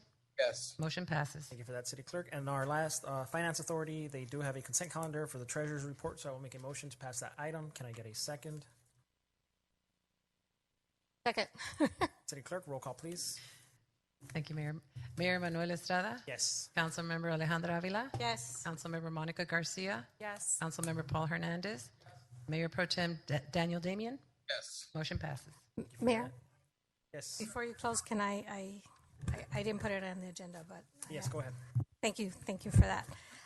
So I'm really excited. We talked about the Zocalo and hopefully getting that project starting really, really soon. No pressure, Sam. But I was also looking into just not that long ago, we put a process in and what we need to do in order to name facilities. So I would like to start that process and looking into possibly naming the Zocalo after Senator Susan Rubio, since she has been an icon to this project when the talks about the projects first started. Her along with Councilmember Cruz Baca, and back then at one point everybody was in favor to start the Zocalo, and the process fell through, but here we are again. We started the process, we all agreed on it, and now she was able to get us $6 million to get that project going. So we have named the Hilda Solis Park when she gave us money for that. So I really would like to look into and starting that process on naming the Zocalo after Senator Susan Rubio. I just learned that the two cities she gave money to for parks was our city and the city of La Puente. And the city of La Puente is going to name one of the parks after Senator Susan Rubio. And I feel that being one of ours, and I mean ours because she is a resident of Baldwin Park. She was the city clerk for many years. Then she became councilwoman, and now she's our senator representing us and providing that $6 million. I think it would be the best thing for us to do to work on that process and naming the Zocalo after Senator Susan Rubio. So if we can get that process going, I don't recall the details on what the process were, so we can get that process going and naming that after her. Thank you. Mayor. Yes, Councilmember Garcia. I just want to say that I think it would be appropriate. We have a park by the name of Hilda Solis Park for the same reason. She provided funding for the improvement of that park, and so it's something I think we should absolutely consider and based on the policy. But in addition, I wanted to mention that last weekend, I attended the WELL conference, and I wanted to congratulate Councilmember Hernandez, who's the executive director of WELL, and it's Water Education for Latino Leaders. It was very well attended, very well organized, and very informative. So I want to thank our staff for approving the conference for me. I thought it was I walked away with a lot of information, understanding the challenges that we have when it comes to water issues locally and across the state. So wanted to give you kudos. And sorry I couldn't make that conference, Councilmember Hernandez. I had something else that I had forgot about it. But thank you for the invitation. Great. Is there any other comments, questions, concerns from council? If not, it looks like we are ready to adjourn, so I will move to adjourn the meeting. Can I get a second? Any objections? If not, good night, everybody. Good night, and thank you so much. Happy birthday, Good night, Marie. Marie. Thank you. Night.